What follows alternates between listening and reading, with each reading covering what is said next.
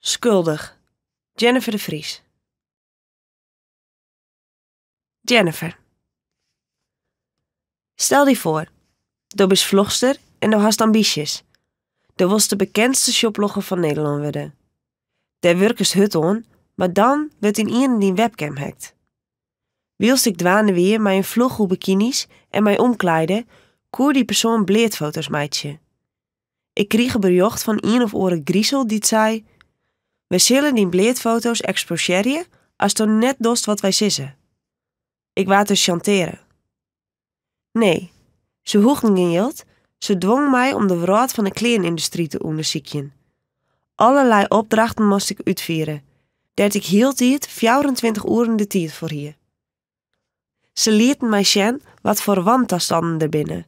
Ja, ik weet nou wat er mis is met de kledingindustrie. En uiteindelijk ben ik juist daarover begonnen te vertellen in mijn vlogs. Want dat weer wat ze woorden. Dat mijn volgers er ek van op behichten wien. Maar ik zal me eerst even voorstellen. Want misschien kent je mij net. Ik ben Jennifer de Vries. Ik ben vlogster en woon in Friesland, in Ljouwert. Ik ga een horecaopleiding doen. Maar qua werk wie het een tijd lang wel lastig, door de coronamaatregels en lockdowns. Maar daardoor ging ik alle tijd om weer te vloggen en ben ik ondergang in mijn mode. Ik ben begonnen te vloggen om kleding die het net alleen nog bij die, maar ook bij die bankrekken in de smaak vallen zullen. En al vloggend, tja, ineens viel mijn laptop uit en kreeg ik mijn eerste opdracht, wat ik je boppen screw. Dwongen door een hacker wie ik in een heel kritisch mijn cliënt waande. In het begin concentreerde ik mij in mijn vlogs op een shopper. Nou weet ik wat er alle keer aan vooral gaat. Nou beschreeuw ik de misstanden in de kledingindustrie die het veroorzaken binnen door uw keepgedrag. Even tussendoor. Wie stel waar de kleermaker binnen die stel nou onhast? Zoek maar eens op het label dat aan de binnenkant van de zieknaad naaid is. Dat is verplicht. Het zou samen kennen dat dat bij Gelix India is. 90% van alle kleding die het in West-Europa in de winkels hingen, binnen makken in Aziatische landen. India, Bangladesh, China, Pakistan, Myanmar, Thailand, Indonesië, Turkije. Landen daar de productiekosten leeg binnen en ek de leen. Wij nemen die landen de zogenaamde lege leenlanden. Maar wist je dat die lege leen altijd jaar moeten betjutten? 80 à 85% van de werknemers in de fabrieken is vrouw. Vrouwen binnen goedkepere arbeidskrachten als maalje. En ben binnen nog goedkeper. Het klinkt gek, maar na alle opdrachten en na het contact dat ik met de hacker hier, ben ik blij met wat ik weet. Ik ken namelijk het verschil met je. En mijn volgers ek. En Jim. Lezers van dit boek? Ek. Ja, echt super tof dat Jim dit boek lezen. Want het is een heel belangrijk verhaal, dat erom vreegt toch zo volle mogelijk mensen lezen te worden. Het is het verhaal van de hacker. Hoe die jonge vrouw, ja, daar leest het goed, bij mij komen is en waarom ze doet wat vanzelfs net ken en mij. Hacken. Uiteindelijk ga ik haar online moeten en ga ik met haar praten. Of zij met mij, hoe je dat maar nemen willen. En ze had me haar verhaal verteld. Ze is als Famke begonnen te werken in de kledingindustrie. Zij is een van al die textielarbeidsters die op een verschrikkelijke manier exploiteren worden. Haar verhaal had me de eigen iepenen. Nu wil ik alleen nog maar de waarheid vertellen. Wat ik in mijn vlogs eerst onder dwang die, doch ik vrijwillig met dit boek. Nou ja, vrijwillig. Er is nou een innerlijke noodzaak. Dit moet elke een die wel eens kleding koopt, wij allegaar, weten. En in een boek komt het verhaal weer oors binnen als in een vlog. Het bloedt langer hingen. Het zet je meer aan het denken. Omdat lezen nou een keer stadiger gaat als vlogsjen. Als je het verhaal van het hacken en alles wat erna gebeurde sjen wilst, kies mijn vlogs besjen op mijn afspeellist op mijn YouTube-kanaal Jennifer de Vries. Jennifer stript. Dit boek en de vlogs binnen los van elkaar te lezen en sjen. Maar mij elkaar vertellen ze die het complete verhaal. Maar nou dit boek. Ik ga het exclusieve verhaal van de hekster opskreun. Uiteraard maar haar taststemming. Haar naam is Deepika. Ze is 16 als dit verhaal begint. Ze woont op het platteland van Tamil Nadu, Zuid-India, in een lieds nogal achteraan liggend dorp. Dat huizen golfplaten dakken hebben en aanzettingen van vluchten bananenbladen. Huizen zonder stremend wetter en zonder eigen toilet. Haar mem werkt op het laan, haar heid leeft net meer. Haar beppe, die bij haar wennet, vaagt het hiemskien, ziek het braanhout en verzwargt de ko. Ze hebben het inkomen van haar oudere broer en haar zelfs hut nodig om rond te komen. En om haar jongere broerke en zuske naar squallen gaan laten te kennen. Haar nam een beetje lucht, maar haar leven is het juster als de nacht. Van nu aan wordt alles beter. Met een stevige stap rint die Pika over het smelle zoanpaad tussen de palmbomen en de velden. De heuvels vier erop onzichtbaar door de rijnsluier die te roer hinget. Het is haast een oere rin naar het fabriek. Een oere. Maar dat vindt ze net slim. Dat de moeselrein met bakvollen uit de loft komt, kan haar ik net skillen. Onder haar bananenblad bloedt ze droeg. Haar eerste werkdag in het nieuwe fabriek. Van nu aan wordt alles beter. Ze weet het zeker. Na een skoftje komt ze op een asfaltdiek vol kolen, die in een richting van Tirupoer rint. En dat brommers en iepen vrachtwijntjes het toeterend inhelje. Maar Safir hoedt ze net erin. De kleinfabrieken staan allegaar onder randen van de stad, of via de butten. Krek als het fabriek dat ze nou werken zal. Voor haar leidt dit fabriek het dichtste bij. Haar hand kniept in het trompje met het eten dat ze van haar mem meekregen had. Ze had geluk. Al gauw schudt ze het fabriek met zijn goorwitte morren eromheen. Een groep vrouwen gaat door de fabriekspoorten naar binnen en ze rint achter haar aan. De ververlezen dwarren hingen scheef in haar hengsels. Op het fabrieksterrein rennen ze bij een hege beam langs. Een giel huis dat de baas van het fabriek vanzelfs wennet, en daarachter een leeg huisje waarvan de geur verriet dat derde wc's binnen. Ik ben je nij, maar ik mij die mij herinneren? Ian spreekt haar aan en die Pika schudt van zitten in de donkerbruine egen van een famke van haar leeftijd.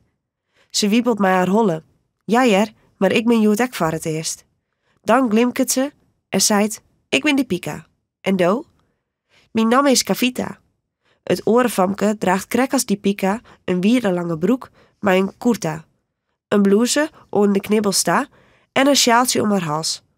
Haar zwarte hier zit in dezelfde vlecht als die Pika's hier. Haar hoed had dezelfde kleur bruin. Maar vanzelfs geen sinnesproeten, zoals zij. Ze volgen de orenvrouwen die het terrein oerstekken. Het fabriek stiet wat meer naar achteren. Die Pika vielt haar het vlugge klopje. Ze is zo benijd hoe het wezen zal. Het bananenblad dat ze al die tijdje in de Rijn op haar holle holden had, leidt ze boppen op de stepel tjin de murre. Vroeg een hege door komen ze in een lege hal. Haar chapals zetten ze op de betonnen vlier naast de slippers van de orenvrouwen. Links is het kantoor van de baas en de keuken. Zij met de rug terug. Op bleerte voeten stappen ze de fabrieksrond in, dat zij riegen naaimachine stenen. De mjorren binnen luchtgrien verven. Aan de kwarte kant hingen behalve een klok en een kalender afbeeldingen van Ganesh en van de drie gezichten van de heegste god Shiva. Alle vrouwen liek je haar een plak te kennen. Ze gingen allegaar achter een naaimachine zitten, maar de nozen dezelfde kant op. Wievelend bleven die Pika en Kavita staan. Hey, Jim daar! Een man komt met een strange blik op haar aanrennen. Wat steen je hem daar? On het werk! Die Pika ziek het Jip. Dit is uw eerste werkdag, sir. Jim nam, blaft de supervisor. Hij is net de baas met waar die Pika jeder een gesprek gehad had. Ze loekt de wenkbrauwen op. Kind dat net wat vriendelijker? De famkes nemen haar naam en de opzichter checkt of ze op een list stenen die hij in de hand had. Mij komen. En hij wiest naar een plak achterom. Dat een aantal naaimachines stenen die nog net ingebroek binnen. Dit is die plak? En do? Daar. Die Pika liet haar op de stoel achter de oude, rustige naaimachinesakje. Kavita zit voor haar. Links van haar leidt een bult zwarte shirts. De man neemt een ervan in zijn handen en leidt uit wat ze dwaan moeten. Zie hem, meidje. Sjoch, hier. En hier. Die Pika met haar best dwaan om de supervisor te verstaan. Al meidje de rattelende naaimachines minder leven als de machines in de spinnerij, dat ze werken tot ze 15 weer. Er stiet een grutte klos zwart jen op een pin, aan de achterkant van de naaimachine. De triet zit al in de nullen. De orenvrouwlje hebben orenopdrachten, lieket het. Maar de Pika had geen tijd om maar heen te zien. Ze moet werkje onder de strenge blik van de supervisor. Als hij ziet dat het goed gaat, rent het terug. Zie me, meidje, is dat alles? Ze kan volle meer. Ze had net voor neer een naaiopleiding dien. En even denkt ze aan alle kleeren die ze leert had een meidje. Maar borduurwerk en al. Ontzettend grutsk is ze op wat ze de aanroende fjouwe mannen leerd had. En ex zonder dat ze haar diploma in de handen had, shot ze het papier voor haar, maar haar namen erop en de beoordeling. Good. Ze kregen het oerhandige troch haar leerste lerares, Dala Lakshmi. Maar, tegelijk mij het ondenken aan dat fantastische moment, werd ze oervallen troch de leeuwkens en het verdriet om haar zus Temori. Net wan, spreekt ze haarzelf streng ta, net ontinken. De deer van haar zus had er uiteindelijk ek voor zorgen dat ze naaien leren koe en dat hier als gevolg dat ze nou in dit fabriekwerkje mij. En van haar werkje was ze een succesmeidje. Maar ze zou haar zelfs eerst bewijzen moeten. Als ze zien liet dat ze het goed ken, maar ze verst ingewikkelder werkt waan. Semen na semen stikt die Pika in de zwarte stof. Ze weet al gauw hoe vier ze haar linkerhand uitstekken moet om zonder te zien een nice shirt te pakken. En hoe vier haar rechterhand om het shirt maar de krek naar de semen erin op de stapel rug te lissen. Ze hoeft zelfs de tritjes net aan te knippen. Dat doet een heel oude vrouw die achter haar op een betonnen vlier zit. Die Pika's eigen blijven rjocht op de nullen die het oeren na oeren op een el gaat, onjagen troch haar voet op het trappedaal van de naaimachine. Eindelijk is het pauze. Die Pika gaat staan en rent de gerre met Kavita naar buiten. Nou kan ze praten, want onder het werk mij dat net. Ze drinken water en vregen elkaar wat ze wij komen en wat ze je voordien hebben. Dit is mijn eerste baan, zei Kavita. Ik vind het spannend. Ik ga je voor in de spinnerij werken, vertelt die Pika. Die spinnerij wie 4 vat van mijn dorp en we moesten ek 's nachts werken. Daarom bleun alle famkes der sliepen. Het wierde net goed. De supervisors raasden tjenus en het eten wie heel vies. Er is een oorfamke van haar leeftijd bij haar komen te staan. Ze had blijkbaar jet wat die Pika vertelde, want ze zei het eten hier is ek vies, her. En dan liet ze erop volgen, ik ben Maliki. Die Pika laak het. Us mem had van een morgen eten voor mij zien. Dat treft het maar, zei Maliki.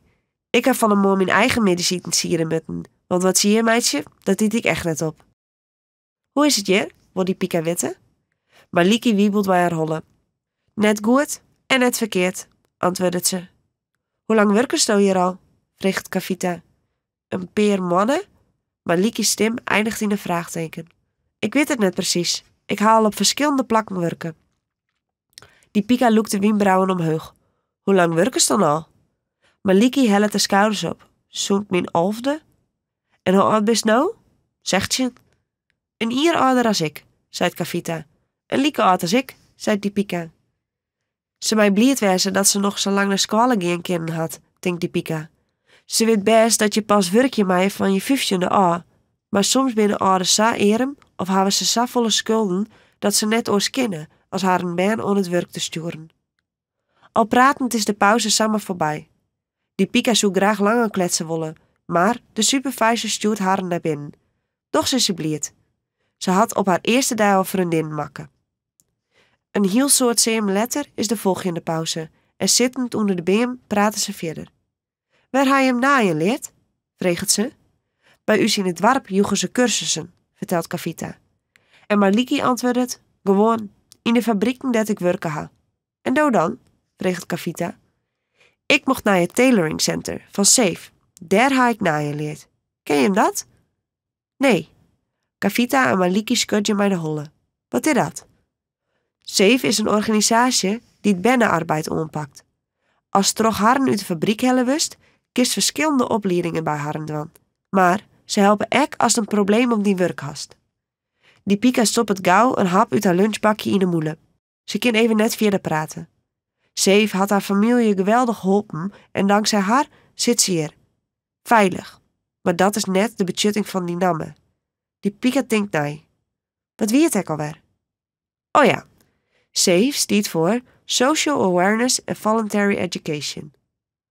Ondertussen liet ze haar eten van thuis goed smaakje. Het is zo fijn, lekker eten, aan het eind van deze dag gewoon thuis sliepen, net meer hele dagen staan en er is geen omdwarrelend katoenpluis dat je inazem je. Dat is net goed voor je zoens, weet ze nou. Die Pika zit de enorme, smoorjette hal maar de grutte dreunende machines voor haar. Machines die van de onbewerkte witte katoen eerst dikke en daarna tindere treden spinnen. Haar taak wie de volle klossen bij de krektspoenen treden eromheen van de machine uit te heljen en daar lege voor in het plak te zetten, waarbij ze het begin van het triet om de klos wolje moesten.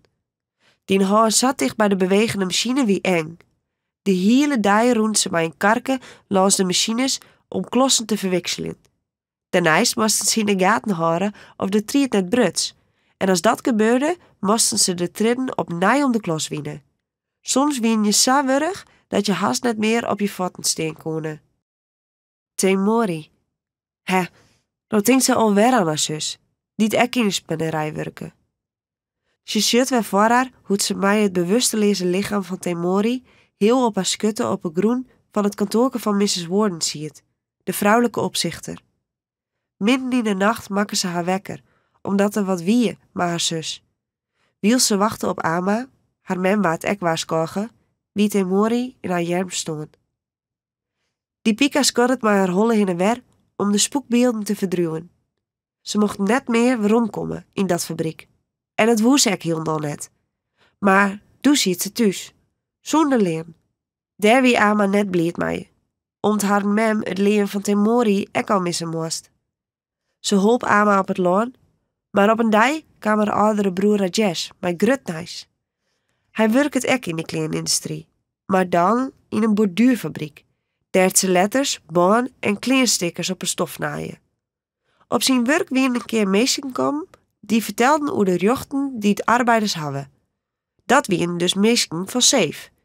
En zij hier naar de deur van Temori uit namen van Ama, onjef te dienen bij de politie in de spinnerij. Maar dat leverde net er weer iets op. Rajesh vertelde dat ze naar het tailoringcenter van Safe mocht. Maar wat een verdriet hien ze al die tijd. Zij alleger, Ama en oude kromme Adja, Rajesh en zijn vrouw, zij zelfs, haar jongere broer Anand en haar jongste zuske Saraswati. Oer al haar dagen lei het gemis van Temori. De klinkt schreeuw en de vrouw om haar heen gaan orijn. Het is tijd om naar binnen te gaan. De dag is nog lang net voorbij. Wielst haar naaimachine drok goen zit, vleerden die Pika's gedachten alle kanten op. Semenstikken gaat zuiver automatisch en ze denkt opnieuw aan de opleiding die ze dien had, dat ze volle meer leerde als kleernaaien. Hoe je zo'n libje en werk je moesten bigelieks en wat haar ruchten binnen als vrouw en als arbeider. Als ze aan Dala Lakshmi denkt, haar lerares libbesveerdigheden, verschijnt er een grutte glim op haar gezicht. In haar holle jet ze de wutten die ze bij de diploma-uitreiking zei. Viert het net? Het maakt het net uit in wat voor gezin als binnen bist. Elke nien had dezelfde ruchten. India had al lang bepaald dat mannelijke en vrouwelijke gelijke ruchten hebben en dat mem en ben rucht hebben op extra bescherming. Inien klinkt de schreeuw vlak bij haar eer. Trouwwerkje, Famke! Tempo! Het glimmende gezicht van de supervisor is vlak naast haar en die Pika roept zijn vieze azem. Hier has geen tijd om te dremen, gaat het terug. Oors kies maar ergens oors heen te werken. Dit moet het. Dus, vlugger, vlugger! Die Pika is haar een ongeluk schrokken. Ze kniept haar lippen op elkaar en drukt het pedaal jipper in. Ja, ze moet trouwwerkje. Nou moet het echt aanroen wezen bij die herinneringen. En dus rucht het ze haar reg. De lessen die ze leerd had, zal ze goed onthouden. De bazen hebben alle macht, maar zij had ek ruchten. En hier, in haar nieuwe werk, zal alles beter wezen als in de spinnerij. Temori is net van neerstaan. Haar deel had makken dat ze nou meer verzinnen kan. Wat zal ze gruts wezen als ze haar eerste leen krijgt en on Ama jouw kind? En Rajesh is lid worden van een vakorganisatie, die het opkomt voor de rechten van arbeiders. Dat wil zij ek, als ze tenminste yield achteruit lissen kan voor de contributie. Maar dan riocht het haar aandacht weer op de semen die ze in de shirts lezen moet. Ze zocht gauw even op een klok. Nog 4 uur te gaan. Van de morgen om 8 uur is ze begonnen. Joen om 8 uur is ze klaar met werkje. Brutaal kring, on het werk. Het is smooiet in het fabriek. De oktoberzinne skient ongenedig op het platte dak en die Pika slikt oer haar droege lippen. Ze had dorst, maar het is nog lang geen pauze. Hoe warm zal het hier in april en mei wel net worden? Als de temperatuur buiten oprint, ontboppen de 40 graden. Ze had pijn in haar rug van het concentreren voor oerboegt zitten, maar ze doet haar best om het hege werktempo bij te houden. Dat slag het net altijd. Soms is de safvolle te dwaan dat het roppen en razen van de baas en de supervisors die hier en daar terug te jaren is. Er zijn 2 supervisors, een man en een vrouw. Heel even hier die Pika toch dat het fijn wezen zou, een vrouw als opzichter, maar zij is extra streng. Ze kunnen beter zelfs ek achter de naaimachine kroepen, denkt die Pika wel eens. Als er een soort dien worden moet, voor het een warme kleer is, helpt dat meer. Hudder als hut kennen we een keer net. Lange terugwerkje? Wol.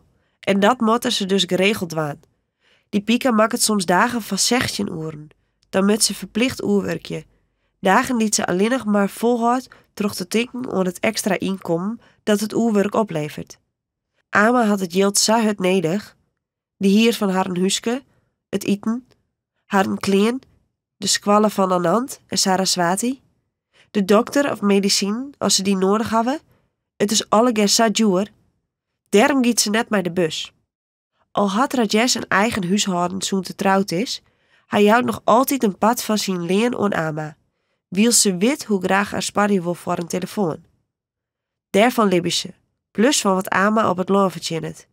En dan hebben ze bij haar een huske een liet stukje eigen groen. Van wat ze daar verbouwen, eten ze zelfs, en de rest verkeep het Adja. Dankzij het leer van die Pika kunnen haar broerke en zuske nog naar squallen. Daarnaast helpt Anand Ama op het loon en Saraswati plukt nuten dat je curry lekker kruidig met mij kennen, ek voor de verkeep. Alle bietjes helpen. Elke nien in haar dwarp had maar een beetje geld. Er binnen maar een paar mensen met een telefoon of een televisie. Die Pika met de halsen van een hele stapel jurken afwerkje.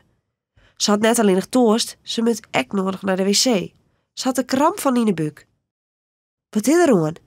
Kavita had haar omdraaid en shut die Pika ongerust aan. Die Pika zet grutte egen op. Doe kreundust, verklaart het Kavita. Is dat zo? Ze wie er haar net bewust van. Pine buik, flustert ze. Ik moet naar de wc. Met grutte stappen komt de vrouwelijke supervisor onrennen. Trouwwerkje, net praten. Die Pika shut hoe let het is. Redt ze het onder pauze ta? Ze kniept haar beeldje in elkaar. Oei, dat wordt lastig.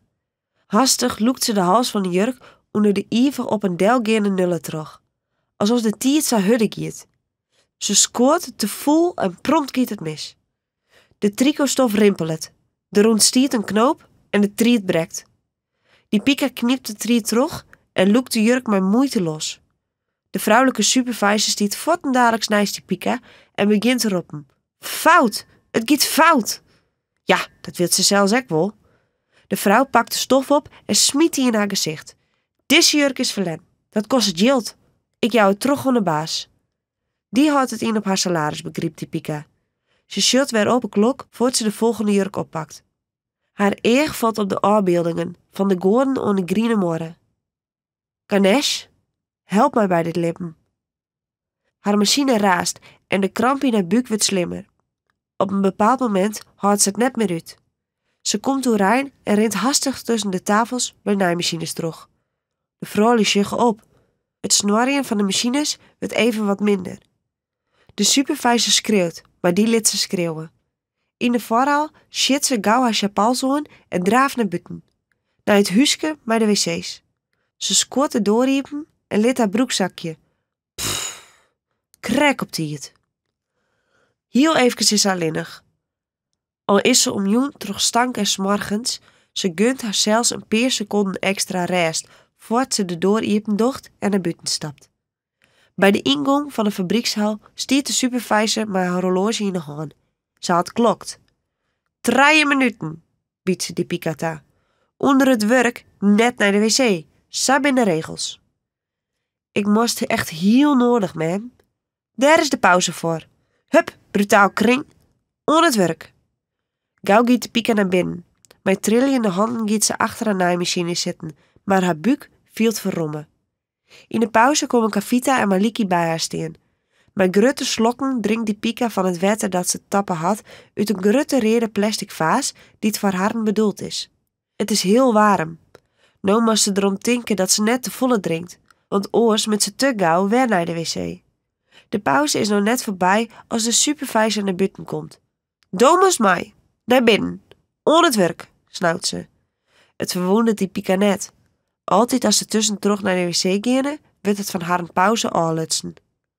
Als ze achter haar naaimachine zitten gaat, verneemt ze dat er paniek is.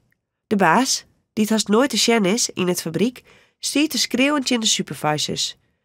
Er is een opdracht binnenkomen die het Joert kleer moet. Die Pica zucht het.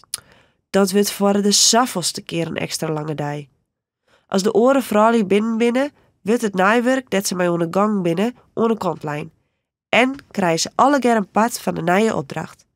Van Maliki weet ze dat de grote fabrieken haar bestellingen soms net aankrijgen. Dan besteed je ze een pad van het werk uit. Dat maaien zij dan doen. Ze willen flink opjet. En bij de volgende pauze wordt zijn 4 minuten. En we werken krekselang terug, omdat de opdracht klaar is. Als het werk net al is, krijg je hem heel net. Dat maaien ze net samen dwaan, zei Tipika Veldje, Kavita en Maliki, als ze in een kwart restmoment onder de been stenen. We hebben jochtenpauze en ze maaien dus net samen minder hield aan. Zij moeten de uren die wij werken uitbetalen. Een paar van de vrouwen hebben haar blijkbaar praten jet. Ian draait haar naar haar om en zei: ze is er maar niet van, dan krijgt ze alleen nog maar problemen. Als ze naar binnen rennen, slaan Maliki en Kavita en Jerme om de schouders van die Pica. We redden het wel. Die Pica tinkt onder de wutten van Dala Lakshmi. Jem hebben we ekjochten. Ja, maar hoe makken is dat duidelijk om die schreeuwende types? De opdracht is kiemen belangrijk, want die midges bloedt de baas in de fabriekshal. Wat hij oors doet, weet die Pica net. Ze kan haar zuiver net vaststellen dat hij zijn tijd vol krijgt, maar alleen nog maar papierwerk. Nou rent er in de hal om de vrouwen op te jutten en haar hun werk te controleren. Op een bepaald moment bloeit er steen om haar op haar vingers te zien. Dit is haar kans. Ze shot naar hem op en zei vlug: Sir, wij willen best langer werken, maar we hebben jocht op pauze. De baas leidt zijn hand in haar nekken, troeit haar hollen naar de machine en snauwt: opshitten, we hebben meer te doen. Dan rent het terug. Die Pica trapet het pedaal weer in.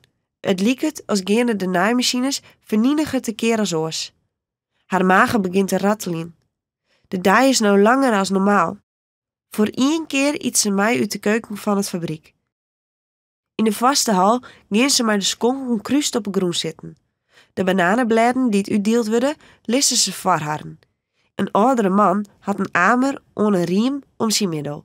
En daaruit schept er ries op haar bananenbladen.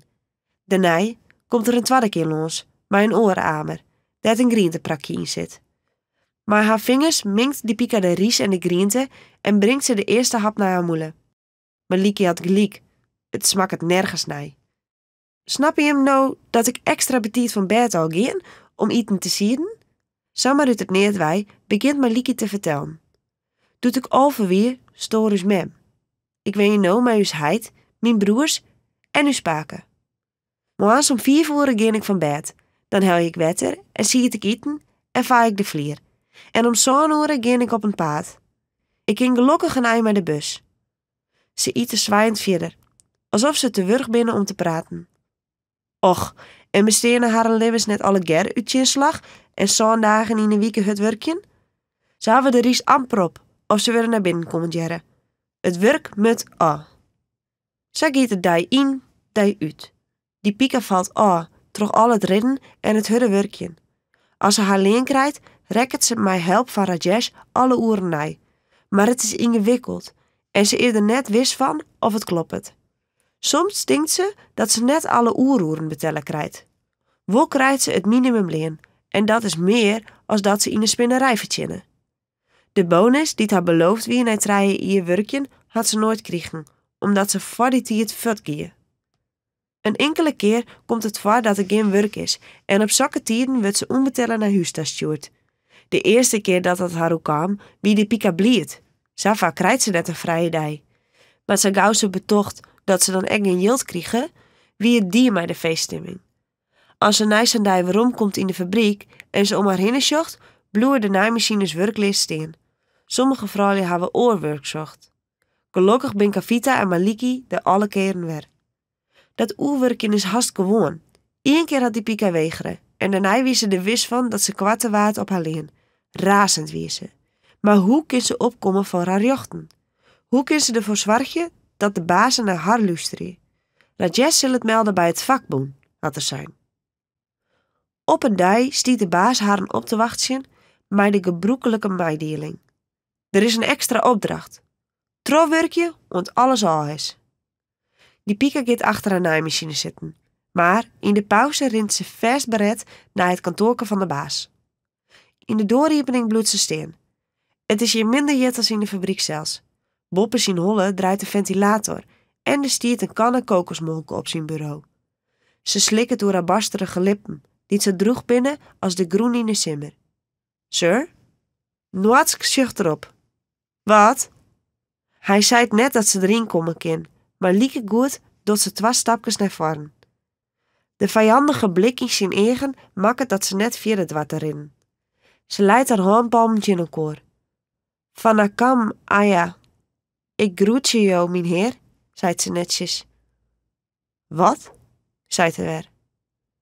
Jo vreeg je hield dit of wij oerwerkje willen, maar de vorige keer ha ik net betellen kregen.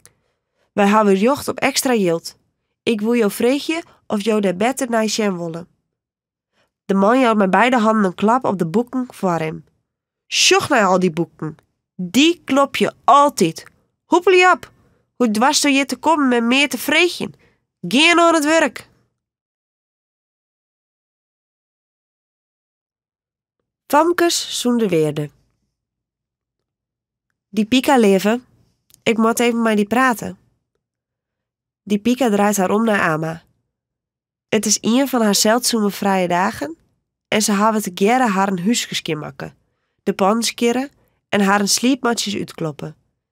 Ze had wetter hellen en te gerne met de oude Adja had ze hout zocht voor het etensieresplak. In Adja haar stadige tempo binnen ze naar de bosjes buiten de dwarproem.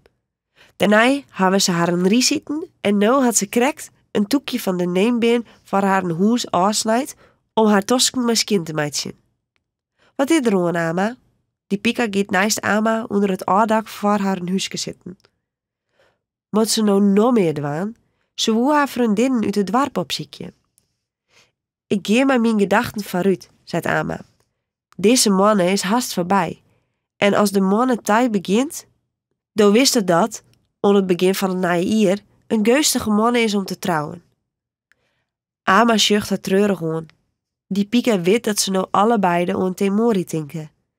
Ama wie dwaande om een man voor haar te zieken, doet Temori stoor. Do bist nou zontje, giet Ama verder. Het wordt tijd dat trouwst. Trouwens hoe een blied barn wezen motte, maar Ama zit er o zo triest bij. Die Pika wiebelt maar haar holle. Ik wil net trouwen, zei ze zacht. Had Ama haar jet? Ze praat verder als had de Pika niet het zijn. Krishnan had nog geen naaien bereid. Ik had met mijn broer praat en die zei dat zijn zoon wel met die trouwen wil. Krishnan is haar neef en die Pika weet heel goed waarom Ama haar aan haar neef bezieken te keppelen. Dan hoest geen bereidskatten betalen. Geen geld en geen spullen in te brengen voor het huishouden. Meubels, kleden, potten en pan. Ik wil net trouwen, herhaalde die Pika, maar nou wat loerder. Ama leidt haar hand op de onderjerm van die Pika. Daar hast er een leeftijd voor. Dat is weer. Hast alle famkes van haar leeftijd uit het dorp binnen al trouwd. Maar trouwen met die vette, vervelende Krishnan, die trouwen zo met Temori, dat nooit. En als ik al trouwen zou, dan net met hem. Die Pika kan zijn namen net eens hoe haar lippen krijgen. Ze giet doorheen. Ze stiet zelfs verbaasd door haar weigering. Al had ze maar Ama te dwaan, ze is net van doel om aan haar wens te voldwaan. En al is ze zo grutbrocht dat de famke altijd doet wat haar ouders van haar vreegje. En als ze een keer trouwd is, moet ze naar haar man luisteren. Die Pika smiet haar holle in de nekken. Nee, zij net. Er keren meer dingen, net zat ze geen moeten zoen. Denk maar aan Temori. Ze shot del op het zwarte hier van Ama, dat al grieze stringen terughinnen zitten. Ze zeit, ik ga naar Ranjita. Haar voeten gingen rap oer de onstampte groen van het dorp, op ziek naar haar vriendinnen. Nee, ze won net trouwen. Wat ze al wil, weet ze net. Temori hier Chris dan al accepteren. Wat zou zij ervan vinden, dat Ama haar onsteende man no aan haar keppeli woe? Wat zou ze sissen als ze wist dat die Pika weigert om te trouwen? Hoe zou het wezen als ze nog libben? Ze mist haar sa. Nou is ze er net met mij over praten. Net 4 bij de wettepomp wij, bij de jasmienstroeken, jet ze famke stem. Ze giet erop al. Haar vriendin meid ze stringen van die lietse witte blomkes, om die straks in het hier fris leert te kennen. Ranjita je direct bij. Die Pika, roept ze als ze haar shut. En daarna, wat is er met die? Nou pas verneemt die Pika dat de trin haar oer de wangen rooien. Temori, brengt ze uit. Vanzelfs weten ze hier in het dorp allegaar wat er gebeurd is. Maar doch, zei Ranjita, die het haar vriendinne is, vertel eens nog een keer hoe Temori. Dat zult die goed waan. Die Pika vagert de trin voort en begint te vertellen. Temori waart op een spinnerij hield hij lastig vallen door een van de supervisors. Voor haren binnen wij om ons famke zoende weerde, die spakken kist, werst en wanneerst maar wost. Haar vriendin, die in een roentje om haar heen zit te gaan binnen, knikken. Net één zei er wat van, en op een keer troede hij haar om 4, nou ja, je besnappen het wel. Temori had haar verzet en misschien is ze vallen, maar het kan ook wezen dat ze op een holleslijn is. Ze hier een flink gat in de holle en wie bewusteloos. Ze hebben haar naar het kantoor van Mrs. Warden gebracht en ze hebben mij wekken maken, want het wie midden in de nacht. Ik ben mij Temori haar rollen op mijn schutte op een groen zitten gaan. We moesten om eens op Ama wachten. Ze slokt. Het worden een heel skoft voor het Ama kwam. Ze moest van 4 komen. Doet ze er eindelijk weer? Die Pika haar stem is als net meer te verstaan. Wie Temori deed. Het rondtinken liet na je trinnen opwaljen. Ranjita aait haar oer haar wang en pakt haar hand beet. Als die Pika verder vertelt, klinkt haar stem strijdbaar. Neffens de baas van het fabriek hield Temori verkering maar een jonge boeten het fabriek. En die zou het uitmaken hebben. Daarvan hield ze zo stuur west dat ze haar zelfs ophongen hier. Maar het kind net. Die Pika begint loeren te praten. Hoe kon ze ooit een jongen treffen boeten het fabriek? Wij kwamen nooit boeten de morgen. Wij zitten daarop sletten. En ik hier bloed om mijn handen. Bloed van het gat in haar holle. Oeren haak daar maar haar zitten. En ik ben er wis van dat ze geen verwoening onder de hals hier. Die Pika zet haar tosken op haar onderlippen. Ze had het doe extra verteld, maar net inloodde haar. Om de spinnerij belangrijker is en meer geld had, bepalen zij wat er gebeurd is. Zelfs als het net echt zagien is. De dokter die de doodsoorzaak vaststellen moest en de politie hebben het verhaal van de baas oornomen. Geen dwars Jenemien te gaan, zei ze uiteindelijk met een zucht. Elke nien wat omkocht. De famkes zwaaien. Wat moeten ze sissen? Zij binnen Dalit famkes. Zij jaren bij de allerleegste bevolkingsgroep. Dit is hoe het gaat. Een laatste trin ontsnapt onder die Pika haar eeg. Ze vielt hoe Ranjita achter haar steen gaat, haar hier losmaakt en dat tegelijk bij een string witte blonkes opnieuw begint te vlechtjen. Dat is goed. Dat maakt dat ze haar wat beter vielt. Wat is er om mij die? De oren is die Pika alweer betiert op het fabriek en ze shot kjel naar Kavita die het op het plak voor haar achter de naaimachine zitten gaat. Ze is zo bleek als witte ries en het zwit stiert er op haar voorhallen. Het is winter. Zo warm is het heel dan net. Zeker net mooi als betiert. Nee, zei Kavita, maar het is zo duidelijk als wat dat ze haar net lekker vielt. De Pika's vingers gaan automatisch naar de voorrollen van Kavita. Do gloeist die al, do beziek, moest naar huis. Kavita wiebelt mij haar holle. Dat ken net, dat verdien ik niet. Wij kennen het geld net missen. Wiel ze maar haar werk begint, zocht die Pika ongereisd naar haar vriendinnen. Koer ze maar wat werk van haar oer nemen, maar ze met zelfs ek flink ompoortje om alles uit te krijgen. Mijn moeite had Kavita uit een oeren vol, maar het gaat net goed. Die Pika schudt aan haar houding en haar tempo leidt net heeg genoeg. De supervisor stiet heel tijd in haar nekken te schreeuwen. Krek zo lang, want Kavita haar voorroer boegt en de holle op haar handen leidt. Ik ken het meer. 8 dagen bloedt Kavita voort. Na 2 dagen zit er een oorvamke op haar plak. Een heel jong famke, dat blijkbaar tegelijk mij een paar oorvamkes oornamen is.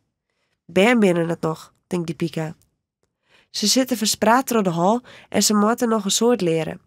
Dat gaat net zo vlug en er komt een soort geschreeuw aan te pas. Het binnen migrantenband uit het noorden van India, die de taal van hier, het Tamil, net verstaan. Op een dij is die Pika betierder in de fabriek als oors. In de hoeken onder de tafel van haar naaimachine leidt een van de band te sliepen. Die Pika shot dat ze overeind komt en in de eigen wrielt. Dan zei ze wat, maar die Pika verstiert het net. Sliept ze hier altijd? Op de 9e dij is Kavita er weer. Bleek, maar met een heldere blik in de eigen. Blied vjocht die Pika haar om haar hals. Wat fijn, dat is de best. Als ze naar haar een plak rennen, komt de baas eroon. Hey, Do. Hij wies naar Kavita. Do hoest net meer weer om te komen. Die Pika en Kavita schuggel elkaar aan. Du bist ontslaan, blaft de baas als Kavita naast haar naaimachine steen bloedt dat een van de band zit. Waarom? Die Pika makkert haar zelfs lang. Dat meis zou maar net. De baas shot mij heel takkniep de eigen naar die Pika. Zo'n ze bij hem west had om hem op haar jochten te wijzen, werd er extra scherp op haar tasje en binnen zijn strangetje in haar. Hij grommelt. Bemoeit die er net mee? Ga zitten. En dan zei het tegen Kavita, verlof moest een week van tevoren onvreeg je. Kavita bloedt gewoon steen, als dringen de winden van de baas net naar haar terug. Die Pika springt weer op. Dat kind ze maar net. Dat weet ze zeker, dat had Rajesh verteld. Ze is ek frustreerd om te dingen gene zat ze gene. Je moet je aan de regels houden. De baas shot haar minachtend aan, alsof ze een lestig insect is. Hij vindt het net nodig om wat te sissen. Wies naar die Pika's naaimachine en grauwt, on het werk. Nee, die Pika's stem kalme door de hal. Ik neem ontslag. Goed, ga maar. Voort Jim, voort. Even later rennen ze te geren de poorten terug en beginnen ze aan haar tocht naar huis. Nou krijgt ze ook geen geld meer. De stem van Kavita klinkt paniekerig. Ik werd no lid van het vakbond. Die Pika voelt hoe de leeuwkens toch haar lief streamt. Maar Kavita is minder strijdbaar. Wat kunnen we dwaan? Ze komen net binnen. Doe hast via die broer al jaren klagen dat wij uw geld net kriegen. Ze kunnen er niet ontwaan. Ik ken echt net waarom. Die Pika is vers besletten. En ik mij net waarom, zei Kavita. Die Pika leidt treestend een jermel maar hinnen. We vinden wel nijwerk. Er binnen meer fabrieken. Jennifer. Wacht even. Ik moet even inbrekken. Want ik moet wat kwijt. Wat maken die Pika lange dagen? 12 uren? 16 uren? Dat is toch net normaal? Ik waat al wurg van een 8-urige werkdag. Tenminste, doe ik nog een baantje in de horeca hier. En soms werk ik 10 uren op een dag. Dat vond ik zo lang. En wat binnen die famkes jong als ze beginnen te werken? Die Pika weer 15 doet ze in een spinnerij begon. Op mijn 15e zie ik op squallen. Koe ik eindelijk eens kletsen mijn vriendinnen. Hier ik mijn eerste verkering en mijn eerste baantje, waarvan ik het geld zelfs houden mocht. Die Pika dacht niet oors als werkje, eten en sliepen. En het geld dat ze verdienen, levert ze in. Hoe kan dat? Ouders die haar een baan uit de werk sturen? Moest je voorstellen dat mijn ouders dat bij mij dienen. Daar werd ik dus leuk van, hè? Nee, pissig. Bij moeten naar squallen. Ze moeten springen en douchen en botsen en vrij wezen. Aan de andere kant, ik snap echt wel dat die ouders soms niet oors kennen. Die willen dat echt net. Geen squallen, maar wel werkje. Wat mooi dat er dan meisjes binnen die haar voor die baan inzetten. Want die Pika hoe komt, is zo vreselijk. En het is gek. Ik ga haar haten om wat ze met mij die, maar nooit ik haar hele verhaal weet, kan ik het best begrijpen. En ik ga mij laaien met haar. En wat een heftig verhaal van haar zus, hè? Ik heb de tranen in de ogen toen ik dat jedde. En de hand ter voesten kniept van Lilkens. Dat samen gebeuren kan en dat zijn baas er mij wij komt. Maar, oh man, wat verschrikkelijk triest. Wat een verlies. Maar hé, weer over de kledingindustrie. Elke die werkt, houdt recht op goede en veilige arbeidsomstandigheden. En elke moet menselijk behandelen worden. Werd dat net gebeurd, zet de vakbonden en of NGO's haar in. NGO's zijn maatschappelijke organisaties liek als SAFE. Maar fabrieksdirecteuren zitten dus echt net te wachten op zulke bemoeien. Die komen net overal binnen. En dan verhoort het er niet. Dat ze dus echt wel rechten hebben, weten net alle arbeiders. En de bazenmeisje hadden vanzelfs net wiezer. Rajesh in vakboen werkt het keer met een aantal oren vakbonden. En die krijgen zelfs hulp uit het boetelhawai. In Bangladesh is in 2013 een fabriek ingestort, Rana Plaza. Tussen het puin liggen de meesken en labels van de merken die wij hier in Nederland keepje. Daar heb ik in een van mijn vlogs over verteld. Die ramp wie aanleiding voor de vrouw om meer eisen te stellen wat de veiligheid omgeeft. In India lijkt de focus vooral op de ellendige arbeidsomstandigheden. Geen leefbeleen, bennenarbeid, lange werkdagen en het genderaspect. Dat wil zeggen seksuele discriminatie en seksuele intimidatie. Maar veiligheid is echt een groot probleem. Maar al die dingen krijgt Deepika te meidjen. Dus waarom naar het verhaal? Lees verder wat er met haar gebeurt. Opsletten in de wc. Alle mannen zit Deepika tussen oren vrouwen en maalje oppropt in een smal fan op weg naar haar werk. Grote bussen passen net op de smalle dikken in de buurt dat ze wennet. Slipperig zocht ze naar een jongen die zijn geiten opdruwt en naar de riesvelden dat vrouwelijk verroerboegt onder het werk binnen. Warme lucht blaast in haar gezicht. De temperaturen binnen al behoorlijk heeg voor de mannen maart. Het fabriek dat ze nu alweer 2 maanden werkt is verder van haar een dorp aan. Daarom zit ze nu in zo'n iepen vrachtwijntje, omdat ze nog wel een eigen rinnen voordat ze opstappen kan. Dit grote fabriek staat goed bekend nevens Rajesh, die het intussen naast zijn werk ook een aantal uren op het kantoor van de vakorganisatie werkt. Hij wie zo leuk doet er van die pika wat er gebeurd wie. Net op haar, maar op de bazen die het maar dien zat het haar uitkwam en die het haar net onder de regels holden. Als ik weten hier dat het zo slim wie bij dat fabriek, hier ik het nooit goed voen dat ster onder het werk giest. Hier het je naar zijn. Kan de vakorganisatie net wat waan? Hier die pika vregen. Ze is net voor neer lid worden. Ze is chen dat zo'n man met tijdelijke contracten werkt, wie Rajesh in antwoord. Maar dan nog. Ja, meld het maar bij het vakboen. En die ben? Ik neem contact op met de meesten van SAFE. Die dus hulp me hebben mij Temori. Het viel als een promotie dat ze nou in een groter fabriek werkt.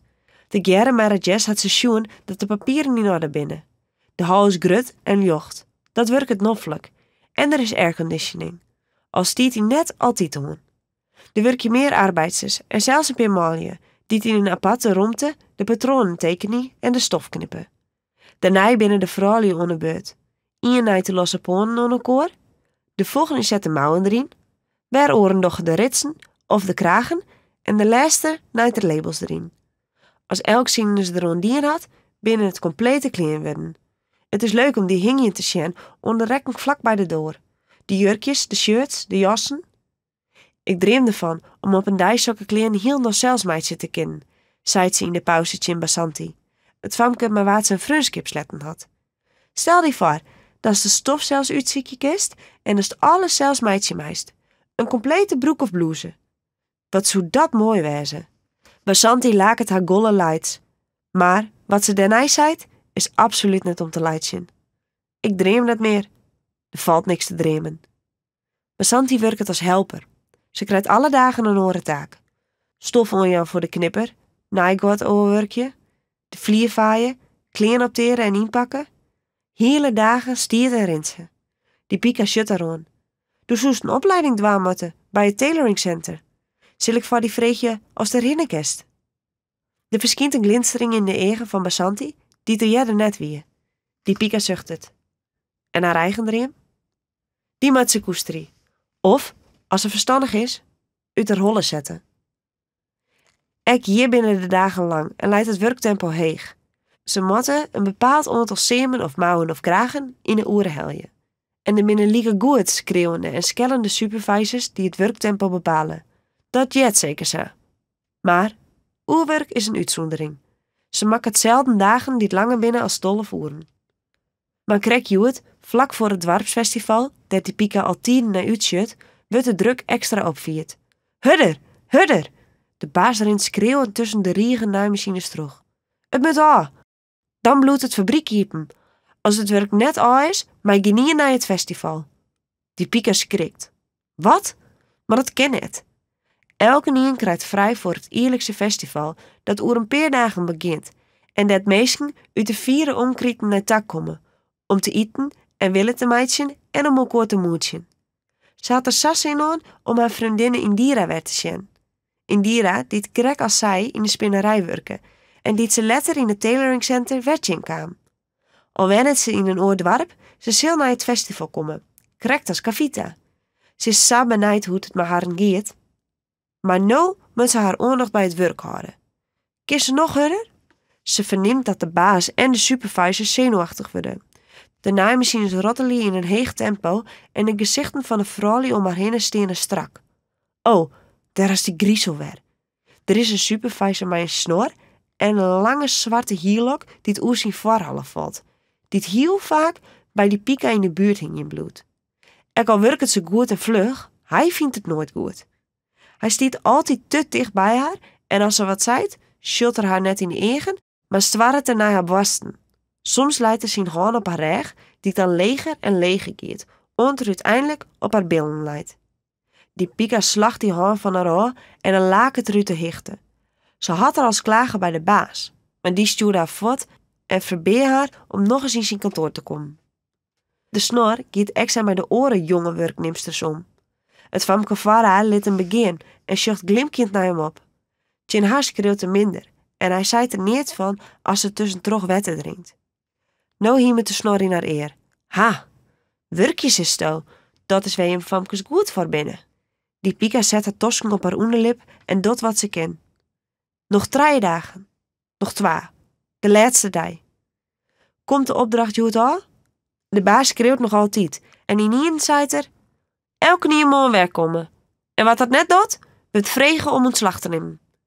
Er ontstiert tumult onder de vrouwen. Vregen om ontslag te nemen, voert het in. We worden gewoon voortstuurd. Dat maakt hij net zomaar dwaan. Die Pika is net de enige die dat zei. En toch gebeurt het. Er werd een extra dag werken, ek terug Basanti. Maar verschillende naaimachines bleven leeg. Aan het eind van de dag is de opdracht gelukkig klaar. Er is nog 1 dag oer voor het festival en om haar vriendinnen te zien. Als die Pika weer komt op het fabriek, willen de vrouwen die 2 dagen net werken hebben bij de poorten tjen houden en naar huis gestuurd. Kwart en ei werd de fabriek bezocht door 2 vreemde mannen die het westen klaar binnen. De baas deelt stofmaskers uit die ze opzetten moeten, want het werk gaat ondertussen gewoon terug. De airconditioning wordt hoger gezet. Ik kies uit wat is er mij, roept er. Als er de man roem liet, shot die Pika vol verwondering dat zijn houding alleen nog maar onder dienigheid uitstrielet. Wat doet die man hier? Is dit een controle? Of een gevolg van de klachten bij de vakorganisatie? Die Pika is er hoe stuur van. Is dit haar kans? Maar alleen nog de trouwste meewerkers worden interviewd. Die Pika met wel haar ID-kaartje inlitten, om te bewijzen dat ze ouder is als 15. Maar ik wat vreeg je, zei die Pika vlug. Lessen binnen er een paar vrouwen ontsle. De baas onderbreekt haar vatten dadelijks. Ja wis, doe maar eens naar het toilet. Hij seint met zijn eigen naar de supervisor die het achter hem stiert en die loekt die Pika zo wat omheeg van haar stoel. Ze wordt voortgestuurd. Als ze bij de toiletten komen, houdt hij zijn gezicht dicht bij dat van haar. Zijn lippen rijdt ze haar wang op het moment dat er in haar eer blaast. De baas houdt er het van als een onbelangrijk famke als Do haar moeder iepen dot. Die Pika loekt haar holle zo 4 mogelijk naar achteren en ze chit in de wc door. En ik houd er net van, als iemand mij zo vasthoudt, biedt ze hem ta. Lip me los. Dan moest respect hebben voor de baas, smarrig vanke. Als dat net dost, ze is nooit de vrouw van ien worden. Ik hoeg net de vrouw van ien te worden. De man die tij krijgt, had geen gelok. Zo'n leeuwkert bisto. Daarop trieuwt er haar de wc heen. Die Pika beziekt het door van binnenuit iepen te trieuwen, maar de supervisor stiet het zien aan en er is geen beweging in te krijgen.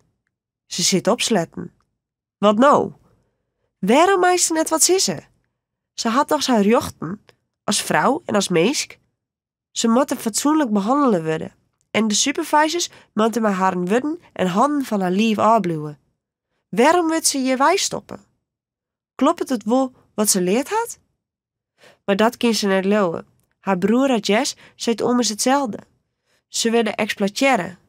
Zocht naar het leen dat ze verdienen.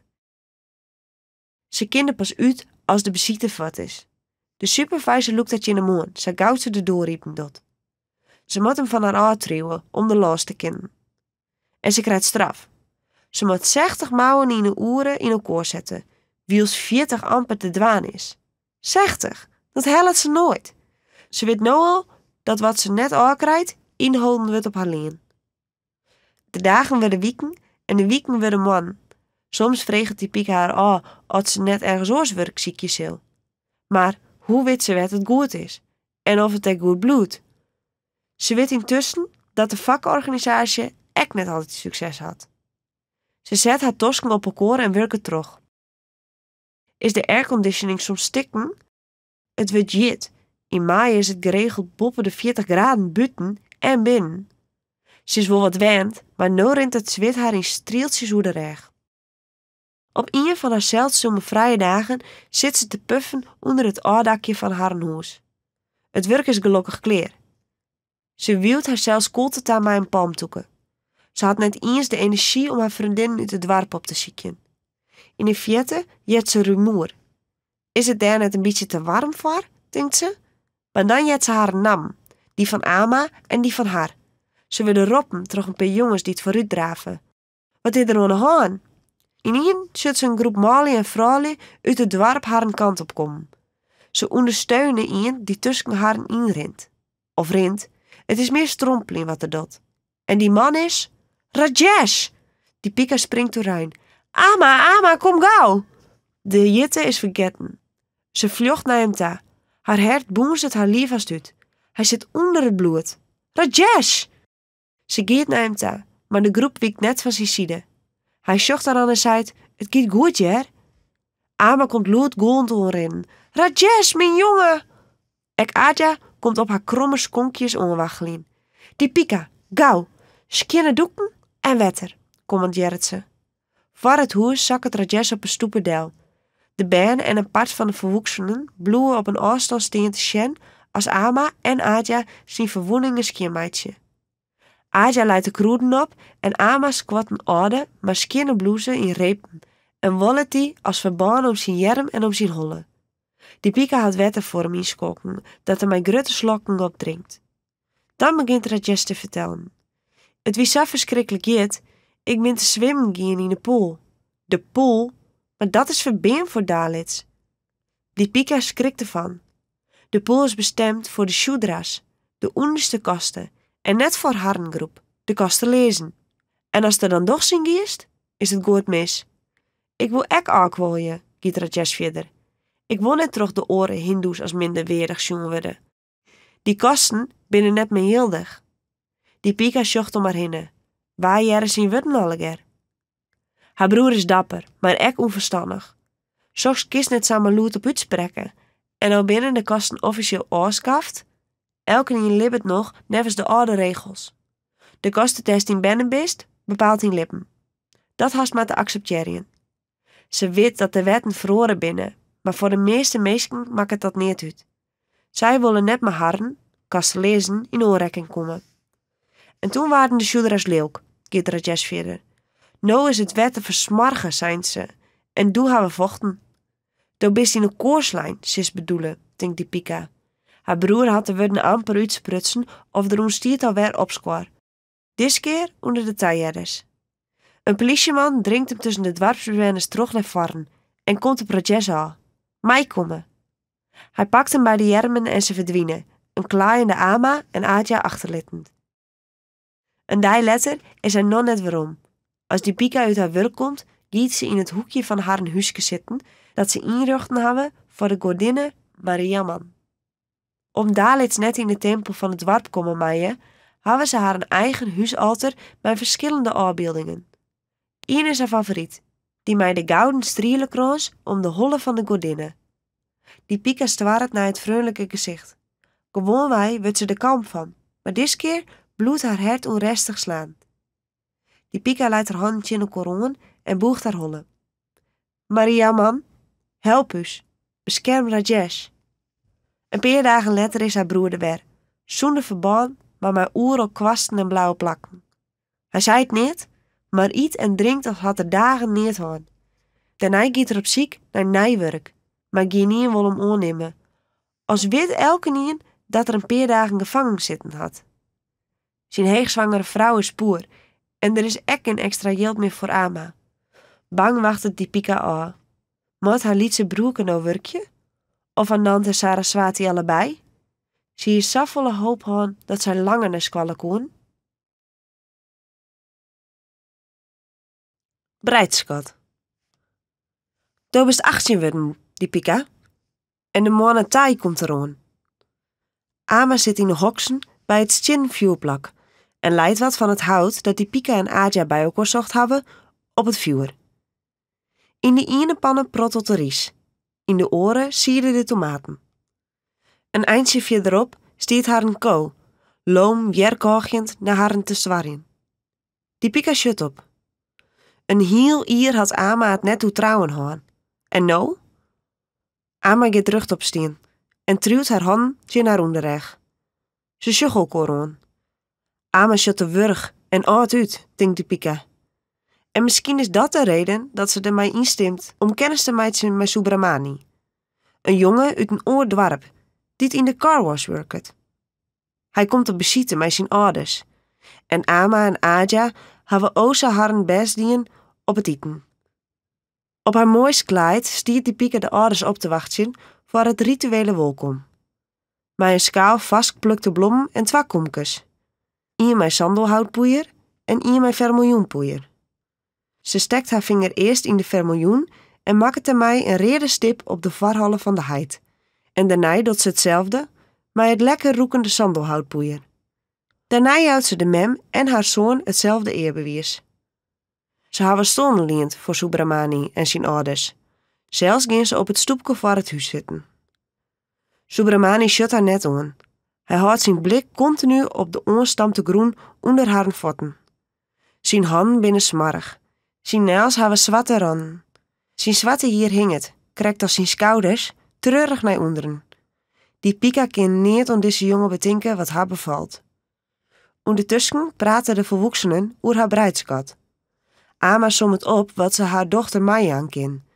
Het leerst wil die Pika uitroepen: nee, ik wil die jongen net. Ik wil net trouwen. Het slaagt haar om al dat nee binnen te houden. Pas als ze afscheid genomen hebben en de beziekers wordt binnen, barst ze los. Dis jongen hoeg ik net. Als je denkt dat dit goed voor mij is, dan hing ik mezelf op. Ze schrikt zelfs van de woorden die ze uitspreken willen hier en slokt ze gauw in. Nee, ik doe het net, zei ze in plak ervan. Ama begint te jammeren. Wat moet ik mij die? Waarom ga ik dit verdienen? Ik ken die net zo volle mij aan als bruidskot. En deze mensen moeten dat wel accepteren. Waar vind ik ooit een man voor die? En Adja zei, wiebelend maar haar holle. Het grutbrengen van een famke is als wetterjaan aan de tuin van de boorman. Het is een oud zegje. Die Pika kent het wel. Ouders hebben liever een jongen.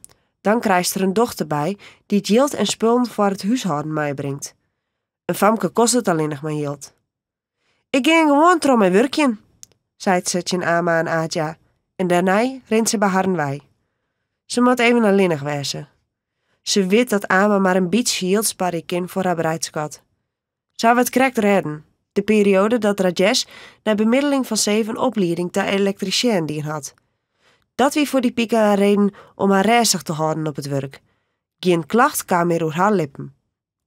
Daarna had Rajesh gelukkig nieuw werk gekregen. En ondertussen is er heid worden, van een jonkje. Ze wie blied voor Rajesh en zijn vrouw. Wil zij trouwen? Zou er ergens een jongen bestaan, maar waard ze dat wil? Waarom is zij oors? Die Pika tinkt aan de trouwde fam in het dorp. Gwan van Harren binnen krek 20 en haalt draaien bij. En de dream die ze ooit hien, doet ze nog op squallen zitten, binnen vervlijn. Je hebt geen dream meer als je altijd dwaan moet wat je man en je squanouders je opdragen. Ze schudt het aan de vrouw van Rajesh. Die had haar eigen hoeske, maar verder had ze niet in te brengen. Haar baby gaat alle dagen mee naar haar werk. Een lietsnij-atelier dat voor de Indiaanse merk ondergoed maakt. Ja, zij met zorgje voor extra inkomsten. Die Pika skopt een stiefut. Is dat haar takkomst? Trouwen, baan krijgen, trok in mijn werkje op het fabriek, omdat er oors te min geld binnenkomt en later haar baan uit werkje sturen, omdat er te min geld is om van te libben? Want wat is dat voor leen, als je er net van libben kennen? Ze lijdt. En ze wil net dat haar baan laaien. Als ze ooit een dochter krijgt, moet die een beter lippen hebben.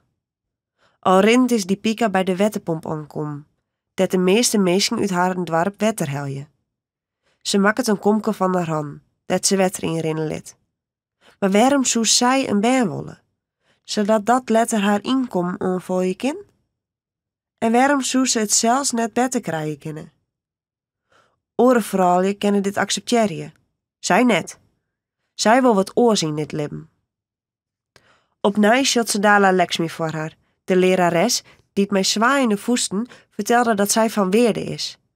Maar waarom verdient zij minder als een man, voor hetzelfde werk?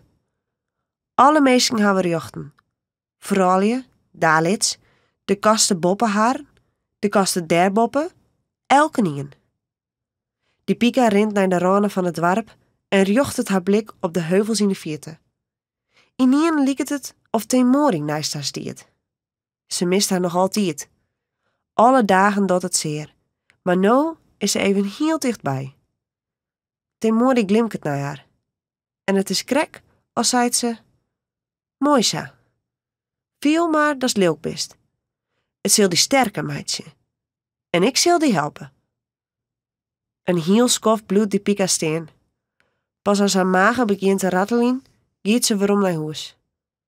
Ama shut haar aan en wiebelt mij haar rollen. Hoe kom ik toch als sokken opstandige baan? Ze komt voor haar zelfs op. Wat Adja zei, hier die Pika net verwachten.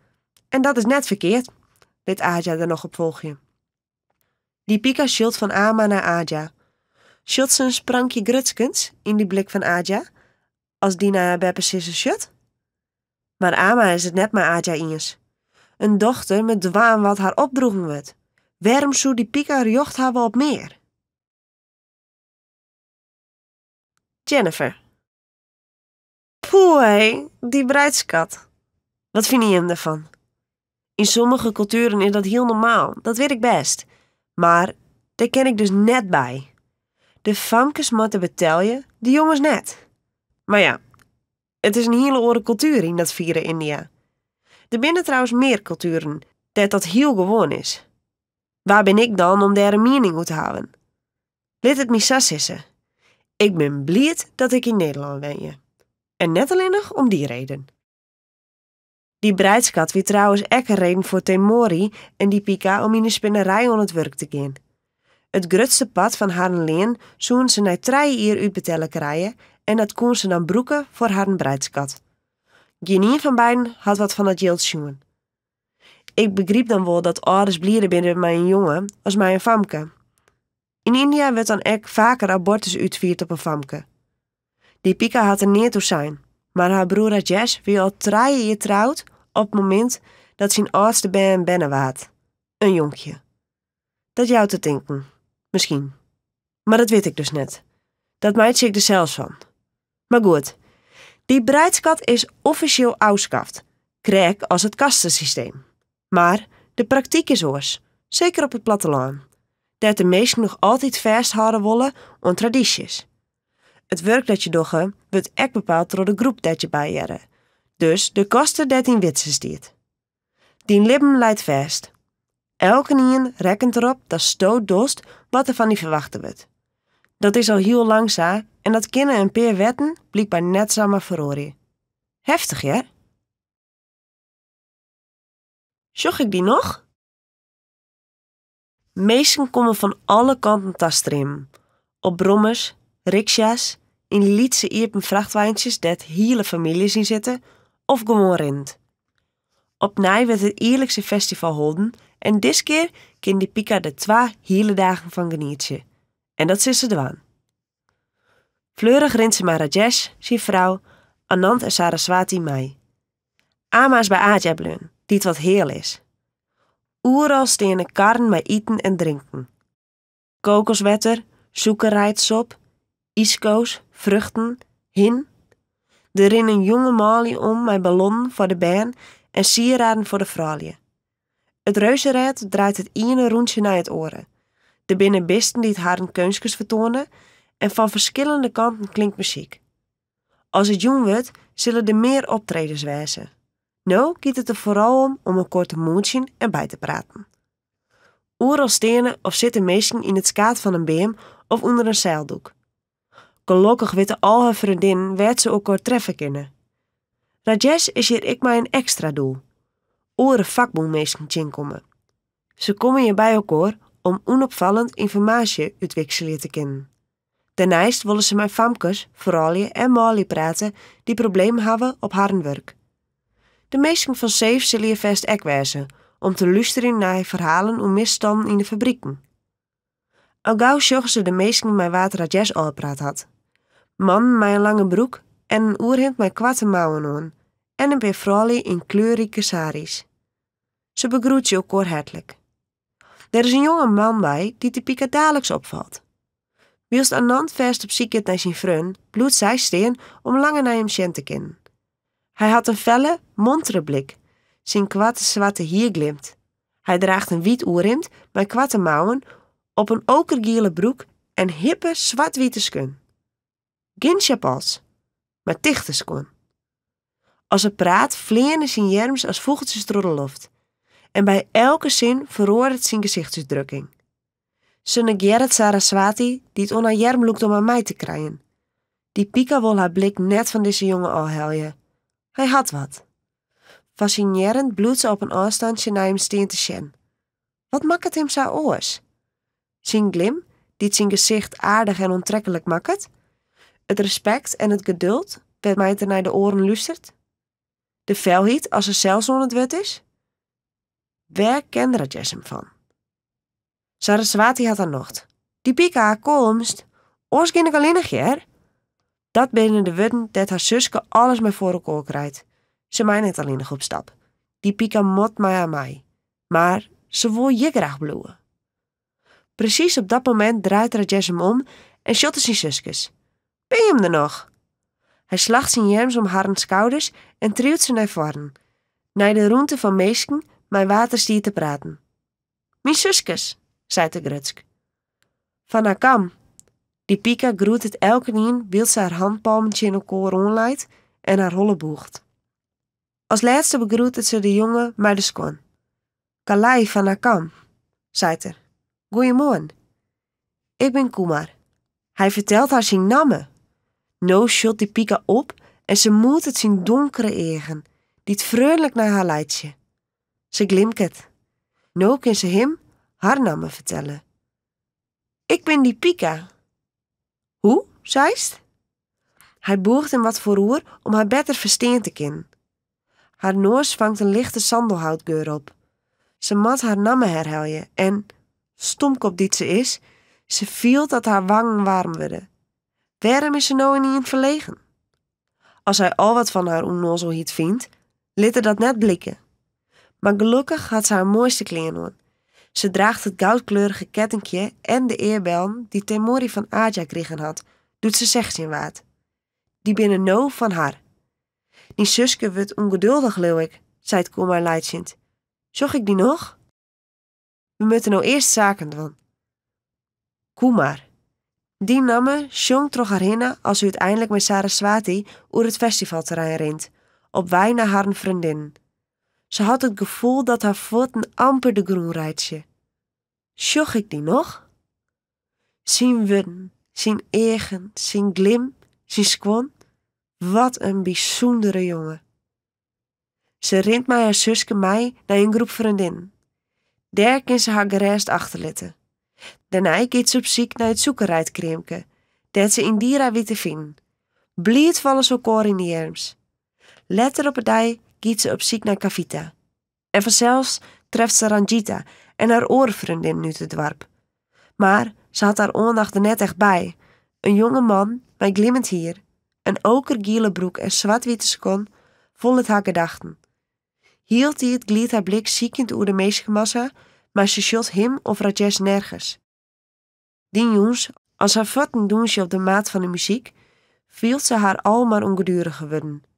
Sjoch ik die nog? Vreeg er. Haar hart schreeuwt. Ja, maar hoe? Waar? Wanneer? De orenmons is die Pika al heel betiert wekker. Ze rollet haar matje op, shit haar chapals aan en draaft naar het hoeske van haar broer. Rajesh, Rajesh, bist al wekker? Slipperig komt haar broer naar buiten. Nou wol, wat is er aan? Is er wat met Ama? Nee, maar Ama is alles goed. Die Pika boegt vol schuldgevoel haar rollen. Ze hier eerst nijtinken moeten, in plak van als een hint zo'n de kop hierin te rennen. Wat is er dan? Rajesh, waar is hij? Waar kerst hem van? Post nou regelen dat ik met hem praten kan?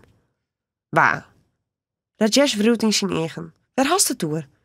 Die Pika zucht het jip, oer safvol onbegrip. Maar ze krijgt haar antwoord. Kumar is een van de meesten van de vakorganisatie in Bangalore, vertelt Rajesh.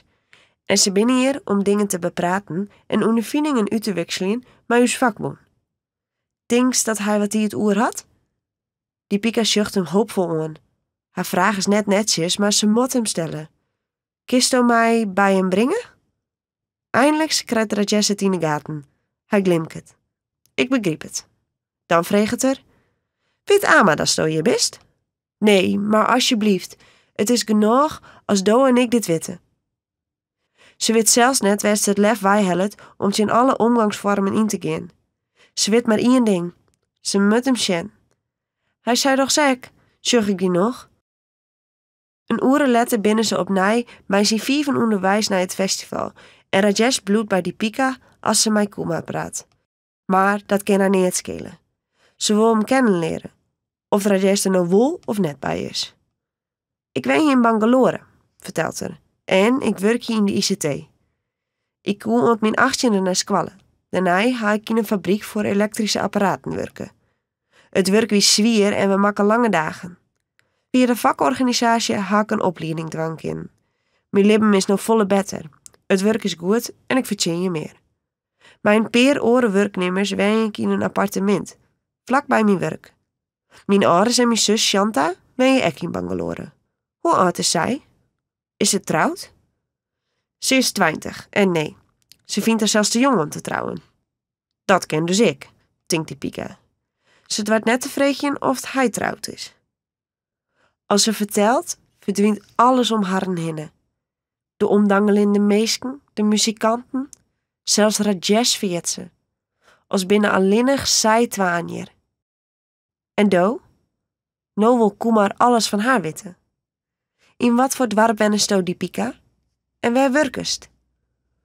Om te vol interesse luistert, vertelt ze meer als dat ze ooit verwachtte hier te vertellen aan iemand die ze nog maar een dag ken. Nog net eens een dag.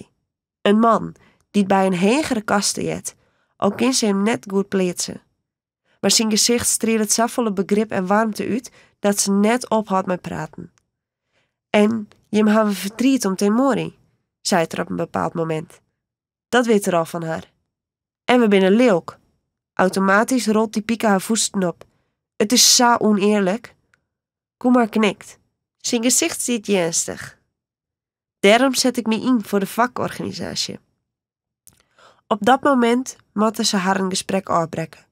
Er binnen nije meesten aankomen maar waar Rajesh en Kumar praten willen. Maar hij belooft dat ze elkaar aan het eind van de dag even zien kunnen, voordat hij weer omgeet naar Bangalore. En nadat Deepika hem uitlijn had waar het Rafine ken, zie het haar vriendinnen op. Kumar houdt zijn wit. Deze keer is er alleenig.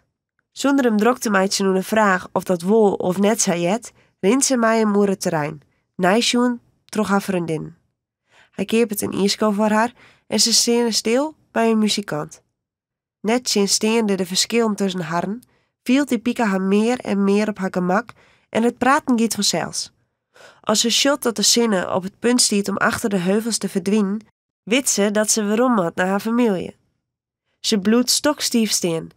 Het besef dat ze hem nou nooit meer zien zal, slaat in als de weerlucht.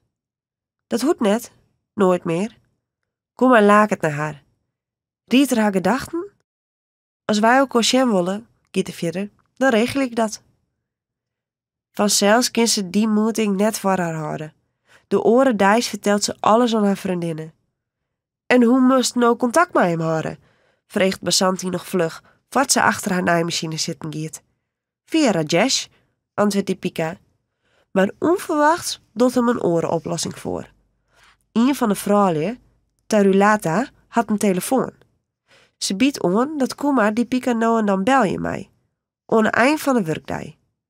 In een van die telefoongesprekken zei Kumar: ik heb familie in Tirupur.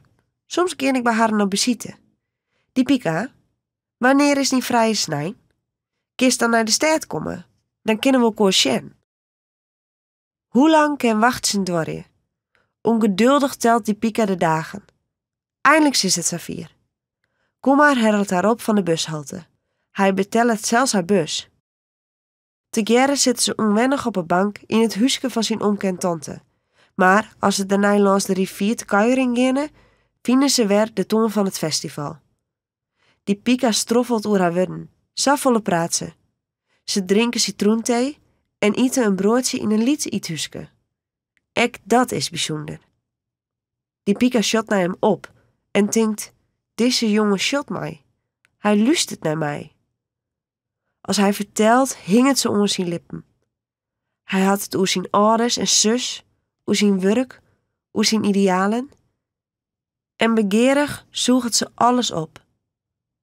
Ama had geen tastemming doen, al had Rajesh zijn best dien om haar ervan te overtuigen dat Kumar een goeie jongen is. Wil hij mij haar trouwen? Vreeg Ama.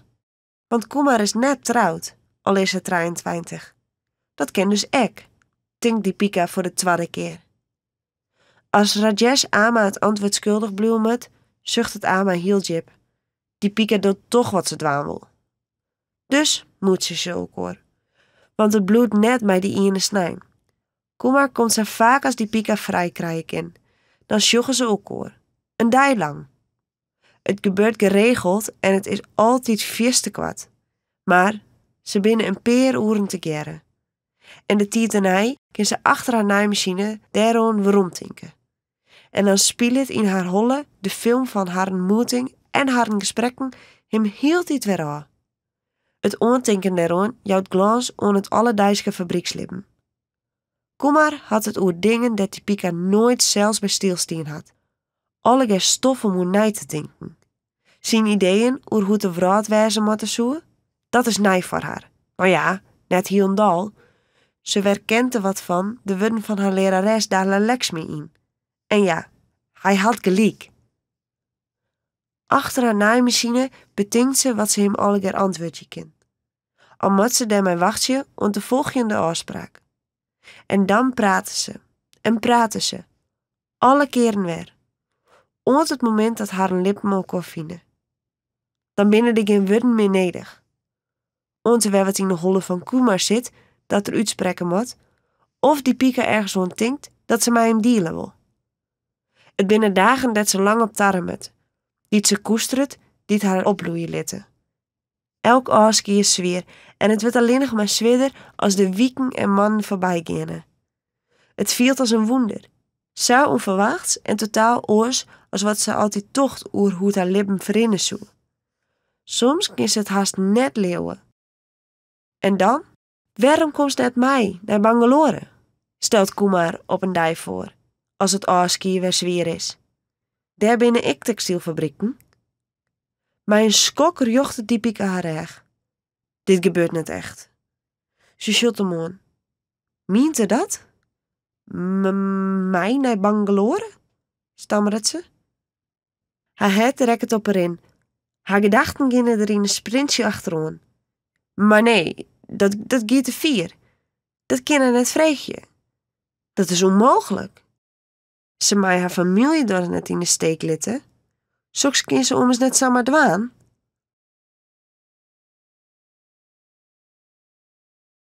Dit net. Help. Daar. Hier komen. En gauw. Deepika schrikt op. Wat is er aan de hoorn? Een van de supervisors stiet voor haar. De man met de tinnen lippen en de koude egen. De jongen die na de snor het vaakst naast haar stiet. Heel dicht naast haar. Om te controleren of ze haar werk goed doet. Nou stiet er bij de ingang naar de fabriekzaal. De pauze is voorbij. Ik moet naar mijn naaimachine. Deepika shut hem net aan. Ze wil tegelijk met de oren vrolijk terugrennen. Het fabriek in. Maar hij houdt haar chin. Troliek voor haar steen te gaan. Brutaal kring. Mij komen als die dat vregen wordt. Waarom? De binnen fouten maken. Hij boegt hem verroer en hiemend in haar eer. Wie die werk maar lieke perfect als die wasten. Het stiet Deepika net bij dat ze fouten maken had. Maar misschien werd ze daar verantwoording roppen voor de fouten van oren. En daar had ze geen zin aan. Ze doet een stap van zijden, maar dat was hij ook. Ze kon net bij hem langs en hij stiet te dicht bij haar. Ze roekt zijn stjonkende azem en viel ineens zijn haan op haar bil. Als ze beziekend bij hem langs te gloepen, griep er haar stevig bij haar boppenjernbeet. Zijn holle boegte verroer. Dus, do was die geld? Ze had de min leen kregen voor de oerroeren die ze de aanroende periode werken had. En net alleen nog zij. Maar er wien maar een peer die daarom dwarsen te vreegjen. En daar wie zij een van.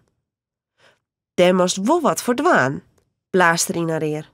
Als giet hij oer alleen, als begriepst wat ik bedoel. De haan kniept om haar boppenjerm en loekt naar mij. Controle, zei de loert op zijn haar. Of misschien tjen de vrouwen die het langs haar in de hal ingloepen. Net één shot op of zei het wat. Allegaar gaan ze hut naar haar plak om de opdracht die haar opleiding is, helje te kennen. Elke aanleiding bestjut dat er dingen net aankomen.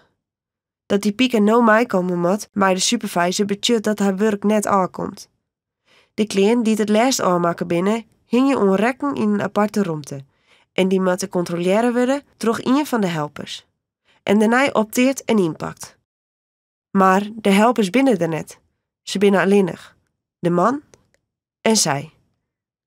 De supervisor doet de deur achter hem dicht. Griept samen een shirt van een rek en houdt dat onder die Deepika haar neus.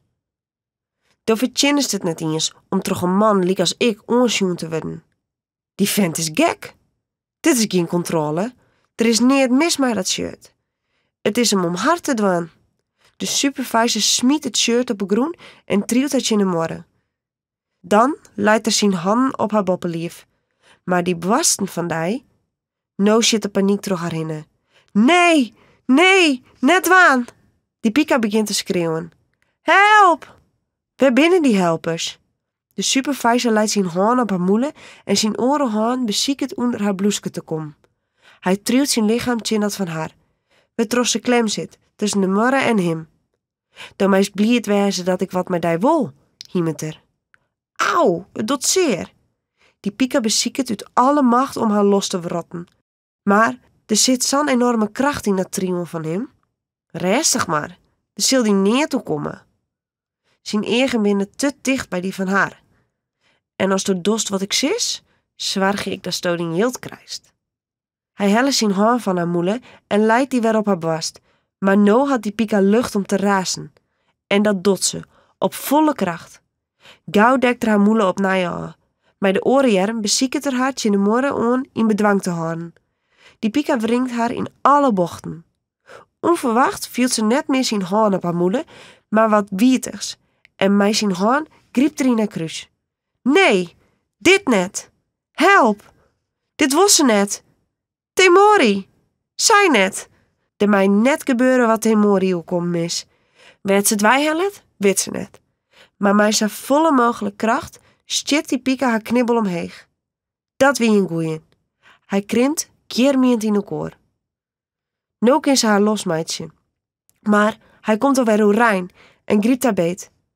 Het leek het als binnen zijn handen oeral. En ze weet waar die handen naar op ziek binnen. En ze weet wat er nog meer wil. Hij docht no zijn best om haar in de richting van een lange tafel te truwen. De verwilderde blik in zijn eigen schroeit haar lief, maar wakker het ek het vuur in haar oon. Nee, dit net! Temori! In een flits shut ze haar beiden op een groen in het kantoorke van de spinnerij zitten. Zij maar haar jerms om het bewusteloze lichaam van haar zus. Dat jouwt haar oerkracht. Hoe ze het voor ook al kregen, weet ze achteraan net meer. Maar ze is als een wild begon te slaan en te schoppen en te traapjen. Ze had zelfs ergens in bieten. In hier is ze los. Ze vlucht naar buiten en zonder er een touw na te denken, stamt ze naar het kantoor van de baas. Dis keer groet het ze net fatsoenlijk. Dis keer tot ze meer dan 2 stappen. Al pratend rent ze terug vlak voor het bureau. Hoe rompelen jet de baas haar aan. Maar het gebied dan. Stop! Houd die stil. Dit gebeurt net bij mij in het fabriek. Doe betingst maar wat. Dat binnen die oerspannende gedachten en als hij die straffen wil, dien gedrag stiert hem zeker net aan. Dit gebeurt wel. Hij had het drog net. Alle supervisors doch het. Ze rijdt je eens aan, wils dat net mij. Vreeg je het maar aan de oren, vrouwtje. Wat een onzin. Dus is het zelfs wel wollen hebben. Alles wat de supervisors doggen, is waar je dat Jim terugwerkje. Wij werkje voor het yield en als wij dat op het tijd krijgen, dan doggen wij ons best. Daar hebben we die supervisors net bij nodig. Maar dat yield krijgen wij net altijd. Wils we recht hebben op het leen en recht hebben op een goede behandeling. Sjocht als voortkomst. Du hast geen rechten, du hast alleen nog maar plichten. We hebben wel rechten. Dat is een feit. We hebben wel rechten. De baas gaat staan en komt achter zijn bureau bij. Du bist een slijm. Hij trilt haar naar de deur. Ik wilde hier net meer zien. Een van de orensupervisors is intussen onrin komen en de beide mannen nemen haar elk bij een jerm. Bij die Pika tussen haar in gaan ze naar buiten en ze truwen haar de fabriekspoorten uit. Ophoepelie, en weeg je het net om weer om te komen. Die Pika trillet oer haar hielen leer en haar het klopt het viesten te hut. Aasten barst ze uit elkaar. In het skaat van een struik liet ze haar in een hoksenzakje en slacht haar handen voor het gezicht. Maar neet houdt het trinnetje in. Ze drip op de groen en de droege ierde neemt haar trinnen op alsof het moesselseizoen net correct west had. Stadig wordt ze restig. Haar ziekhelje werd normaal en haar trinnen droeg je op. Wat nou? Ze moet Basanti vertellen wat er gebeurd is. Ze moet op Tarulata maar haar telefoon wachten. Dan kan ze Kuma belje. Maar dan? Wat moet ze? Haar laatste leen krijgt ze nou net meer. En een oorbaan? Krijgt ze ooit nog oorwerk? Zou ze haar nog eens helpen willen? En hoe kan ze bij dit nijs thuiskomen? De ene oren naar de oren bloedt ze zo zitten te piekeren. Maar uiteindelijk is de werkdag voorbij. En dan weet ze wat ze dwaan moet. De deur van het fabriek gaat open en de vrouwen streamen naar buiten. Een beetje achteraf, buiten het zicht van de fabriek zelfs, wacht de Pika haar op. Basanti! Tarulata! Een hele groep vrouwen komt om haar heen staan, om haar verhaal aan te jaren. Hier is geen twijfel of het weer is wat ze vertelt. Het is ommers wat ze alle ger geregeld mijn meidje. Ze mij de telefoon van Tarulata broeken om Kumar te bellen. Gelukkig krijgt ze hem dadelijk zo'n telefoon en mijn nije trin in de eigen vertelt ze het verhaal. Hou je me alsjeblieft op, smeekt ze. Och, die Pika, dit is verschrikkelijk. Ze jet de schrik in zijn stem, maar hij scherpt hem op. Mosjere, ik neem de nachttrein. Die komt morgen in betiet in Tirupur aan. Die Pika shut naar Basanti, die het haar maar handbewegingen wat duidelijk meidje wil. Ik kan bij Basanti sliepen vannacht, zei ze. Ik zie op het tiert op het station wezen. De orenmaans hier en betiert triwt passantie haar behalve wat eten en drinken een stuk stevig papier in de handen. Hier, die is voor dij. Doe bist dapper. Het allerbeste taanweeske en tinkonus. Op het papier stiet een afbeelding van Ganesh, de god met de olifant te hollen. Die god stiet altijd aan het begin van wat nijs. En hij zal haar beschermen op haar reis. Jennifer. Oh, wat misselijk is dit? Wat een klootzekken binnen sommige maliedogs. Wat een minachting voor de vrouwen die het werk doggen. En als die fam voor haar zelfs opkomen, worden ze futstuurd. Ongelijkens en seksueel geweld komen overal voor. Zijn vrouwen, maar echt zijn malien. Offline of online. Als je een bleedfoto van iemand maken hast, woehoe, spannend, en die weer terugstuurt, wat uiteraard nooit in bedoeling weer en zaad nogal wat jongeren in Nederland hoe komt, is dat net het lieke goed seksueel geweld? Alles wat zonder die instemming mij die en die lief gebeurt, is seksueel geweld. En ja, mij kwam het ek hoor. Via de hackte webcam. En al had die Pika de foto's net teruggestuurd, ze had ze makken en broekt als chantagemiddel. Leuk en frustreren als ze wie. Oké, heel verschillende situaties, maar echt seksueel geweld. Dochs? Maar hé, wat vind je hem? Mij een persoon onder het hekken slaan en een oor chanteren met bleedfoto's om reden van wat haar zelfs hoe kaam is? Als zo zelf slachtoffer west hast van seksueel geweld, meist dat dan daarna bij een oordwaan? Alleen nog een beetje oors? Ik ken het exact formuleren. Als die wat vreselijk zo komt, zaat die Pika's hele lippen vreselijk weer. Meestal daarna alles dwaan om, hoe zou ik dat zeggen? Om die te wreken? Om elke niet in witte te litten wat voor onrecht er in de wereld bestiert? Hilligt het doel de middels? Dat ken dus ik. In Bangalore is alles oors. En net alleen nog om ze Kumar vaker shot. Die Pika mij bij zijn ouders en zijn zus Shanta wenje. Die haar namen budget vrede. En kalm neemt ze de leiding hoe die Pika haar naar je lippen. Om die Pika mijn lege handen onzetten kan, neemt Shanta haar mij om toiletartikels en kleren te keepjen. Voor het eerst in haar lippen poetst die Pika haar tosken bij een toskenborstel. Want ze wen het nou in een grote stad. In haar huis is een wc en ze kan samen een douche nemen als ze daar zin in had. Wat een geweldige luxe. Ze eet van een bad en sliept met Shanta in een aparte sliepkamer. En net, zoals bij haar thuis, met de hele familie in de enige kamer die het huisje riek is. Als haar eigen mons iepen doet, shot ze de blauwe loft. Haar huis is heel waar de aarde en de loft. Ze wen het nou in een flat. En, heel belangrijk, komen zijn ouders en Shanta joggen net op haar del, werd ze een treinreis lang wel bang voor west hier. Maar die Pika, zijn Mehmet kreeg zo'n vriendelijke glimlach als Kumar. Als mijn zoon van die houdt, waar binnen wij dan, om hoe die te oordelen? Dat kende ze ik. Die Pika denkt dat hield niet weer. Nee, dat zij een Dalitsvamke is, speelt je net.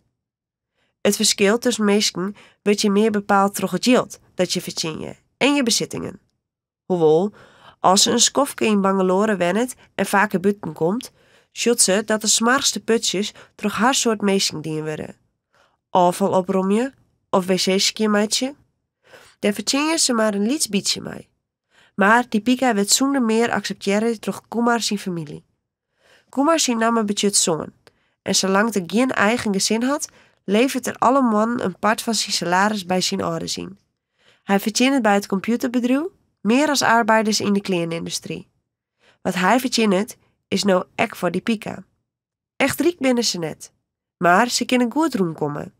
Er is genoeg eten, ze keep je kleen en medicijn als ze dat nodig hebben. Kumar en Shanta konden langer naar squallen als die Pika en haar broers en zussen. Er stiet een computer in de wenkamer en ze hebben alle een telefoon. Het liefst wil die Pika zo gauw mogelijk werkziekje, maar Kumar wil dat ze de tijd neemt om te wennen aan haar nieuwe lippen. De eerste dagen binnen vooral vol mijn verwondering, maar ek mijn onrest. Ze sliep min, net steende de afbeelding van Ganesh die ze van Basanti kregen had. Alle nachten stwarret ze naar zijn olifant te hollen. Dat komt toch dat matje dest op sliepst, zei Shanta bezorgen. We hebben spietig genoeg geen bed voor die. Nee, dat is het net, zei Tipika. Ik ben wend om op een groen te sliepen. Saffolle mensen bij elkaar, de drokte, het lawaai. Maar er is meer. Ze maakt haar zwaar genoeg Ama en Adja. Kumar had regelen dat Rajesh berucht kregen dat het goed met haar gaat. Maar dochs dreamt ze alle nachten van Adja. Die giet dan op een groen naast Tipika haar matje zitten, teert haar voeten onder haar en sjucht glimkind en maakt haar gezicht vol grutske rimpels naar haar beppensisser. Hoe gaat het met hem? vreeg Tipika haar. Hoe gaat het met Ama? Hoe gaat het met Rajesh en zijn vrouw en zijn zoontje? Hoe gaat het met Anant en Saraswati? En hoe gaat het met de ko? Jouwt er genoeg molken? Jouwt het loon hem genoeg griente? Maar ze krijgt geen antwoord. Geen enkele nacht zei Adja wat in haar. Er is alleen nog die grutske glim. Dan moest wennen aan alles hier, zei ek Shanta. Azen wist net beter. Azen? Wanneer is dat? Wat gebeurt er letter? Soms doezelt het haar en langt ze naar de wien naar hier en naar het zon tussen haar jen. Ze had nou zelfs stichte squon van Shanta kregen. Sneakers binnen dat, weet ze nou. Ze binnen licht om te dragen en mooi van kleur, maar soms zit ze haar oude vertrouwde chapals aan. Na je kleren had ze ek en die liek je op haar oude, maar ze binnen meer zat Shanta ze draagt. Een legging en een blouse, maar krekken om model en een oor dessin, als dat ze wend is. Volle meer westers. Shanta slacht een jerm om die pika hinnen. Sjoste prachtig uit. Blijkbaar is dat goed, westers, wat had ik maar betjut. Maar nergens in de buurt groeien jasmienstroeken, waarvan ze de blonkes in haar hier fris likken. Shanta werkt op een squalle en ze neemt boeken van die pika mee, in het Hindi. Ze praat hier Engels en Hindi, want ze is net meer in Tamil Nadu. En gekke nog ontdekt die pika wat een allemachtige honger ze van die boeken krijgt. Een bette wut kan ze net betinken. En ze moet toch wat te dwaan hebben onder al dat wennen. Hast het nou alweer uit? Shanta stiet alle keren verbaasd door haar leestempo. Hast nog een boek voor mij? vreeg die pika. Het jouwt niet als het wat dreger is. En hast misschien een boek dat je wat uit leren kennen? Zo komt Shanta op het idee om die pika Engels te leren. Ze is een ijverige leerling en ze praat geregeld Engels met elkaar. Die pika hakkelt wat aan, in lietse simpele zintjes, maar al gauw gaat het beter. Op een joen zei Kumar leidend: ik ben er haast jaloers op hoe goed je hem twa met elkaar op zit te kennen. Die pika slacht haar eigen del. Ze is nou mijn zus, zei ze zacht. Bij haar viel ik mijn onwennigheid minder. Hij neemt haar handen in sines. Mist u die familie? Die pika wiebelt mij haar hollen. Ja, maar doet ik bij haar wennen, miste ik die. Kumar komt zo vaak mogelijk. Ze praten nog altijd een soort en hij leert haar meer als Rajesh ooit waanken had over de kleinindustrie en meiskerjochten. Maar er komt altijd een moment dat ze dat aan de kant zetten en dan is het feest. Ze eten en leidje en praten en toetje. Over trouwen hebben ze het nooit, al weet die pika al lang dat ze dat wollen zo. Wol bij Kumar. Maar hier in Bangalore is alles oors. Te jaren met Kumar gaat ze op ziek naar werk en ze komt te lonen in een fabriek die goed bekend staat en dat heel wat arbeiders lid binnen van de vakorganisatie. Met de fabrieksbus wordt ze naar haar werk bracht. Vlak bij haar flat is een halte. Hier binnen de pauze zo lang als ze jaren te wezen, dus stiet genoeg wettekleer en wc-broek wordt net klokt. Hier wordt geen opsletten als de controle komt en de airco blaast alle dagen lieke vol. De bazen en supervisors houden haar aan de regels. Die pika werkt maar 60 uren in de week en ze had alle weken een vrije dag. Maar werk is werk. Uren aan uren trapen die pika het pedaal van de naaimachine in en die aan die giet de nullen op en del om haar stikje van de shirts, jassen, jurken en broeken te matchen. Een grut pad van haar leen stuurt ze mij help van Kumar naar huis. Met zijn telefoon belt ze op een aansprutsen moment naar iemand in het dorp die een telefoon had. Zo kan ze maar Rajesh of mijn ama belje. Aja wil nooit met haar praten. Maar zolang die Pika weet dat ze aan de andere kant van de line stiert en mij luistert, weet ze dat Aja zoen is en kan ze haar inbeeldje dat Aja haar beslissing goedkeurt. Ama net. Nee, Ama is teleurgesteld en ze begrijpt het net. En hoe vaak die Pika het de kut leidt, Ama vreegt haar altijd maar weer of ze weerom komt. En alle keren zei ze, waarom moet mij dit alle keer ook komen? Als die Pika na zijn gesprek de verbinding verbrekt en de telefoon waarom jouwt aan Kumar, had ze de tranen in de egen. Och, lieve pop, zei Kumar tristend, wielste zijn jerms om haar heen en slacht. Dan shot erop. Wist wat? Hij jouwt aan dat ze achter de computer zitten gaan moet en ze shot op naar zijn leven en montere gezicht. Wat? Die Pika vaagt een laatste trin van haar wang. Ik zal die leren hoe ze met de computer omgaan kist. Dat leert wat al. Shanta is ook enthousiast. Zij kist in Engels online oefenen. Die Pika gaat achter het toetsenbord zitten en onwennig leidt ze haar hand op een moes. Kumar begint met simpele dingen, maar nou gauw kan ze meer. Hij kroept haar aan. Du bist een goeie leerling. De werkdagen in het fabriek binnen eentonig en zwier, maar die Pika geniet ervan dat ze in haar kostbare vrije tijd nieuwe dingen leert. Wiel ze 6 dagen in de week de ene naad naar de oren stikt, oefent ze in haar rollen de Engelse woordjes en herhaalt ze de stappen die ze op een computer dwaan moet bij de verschillende programma's.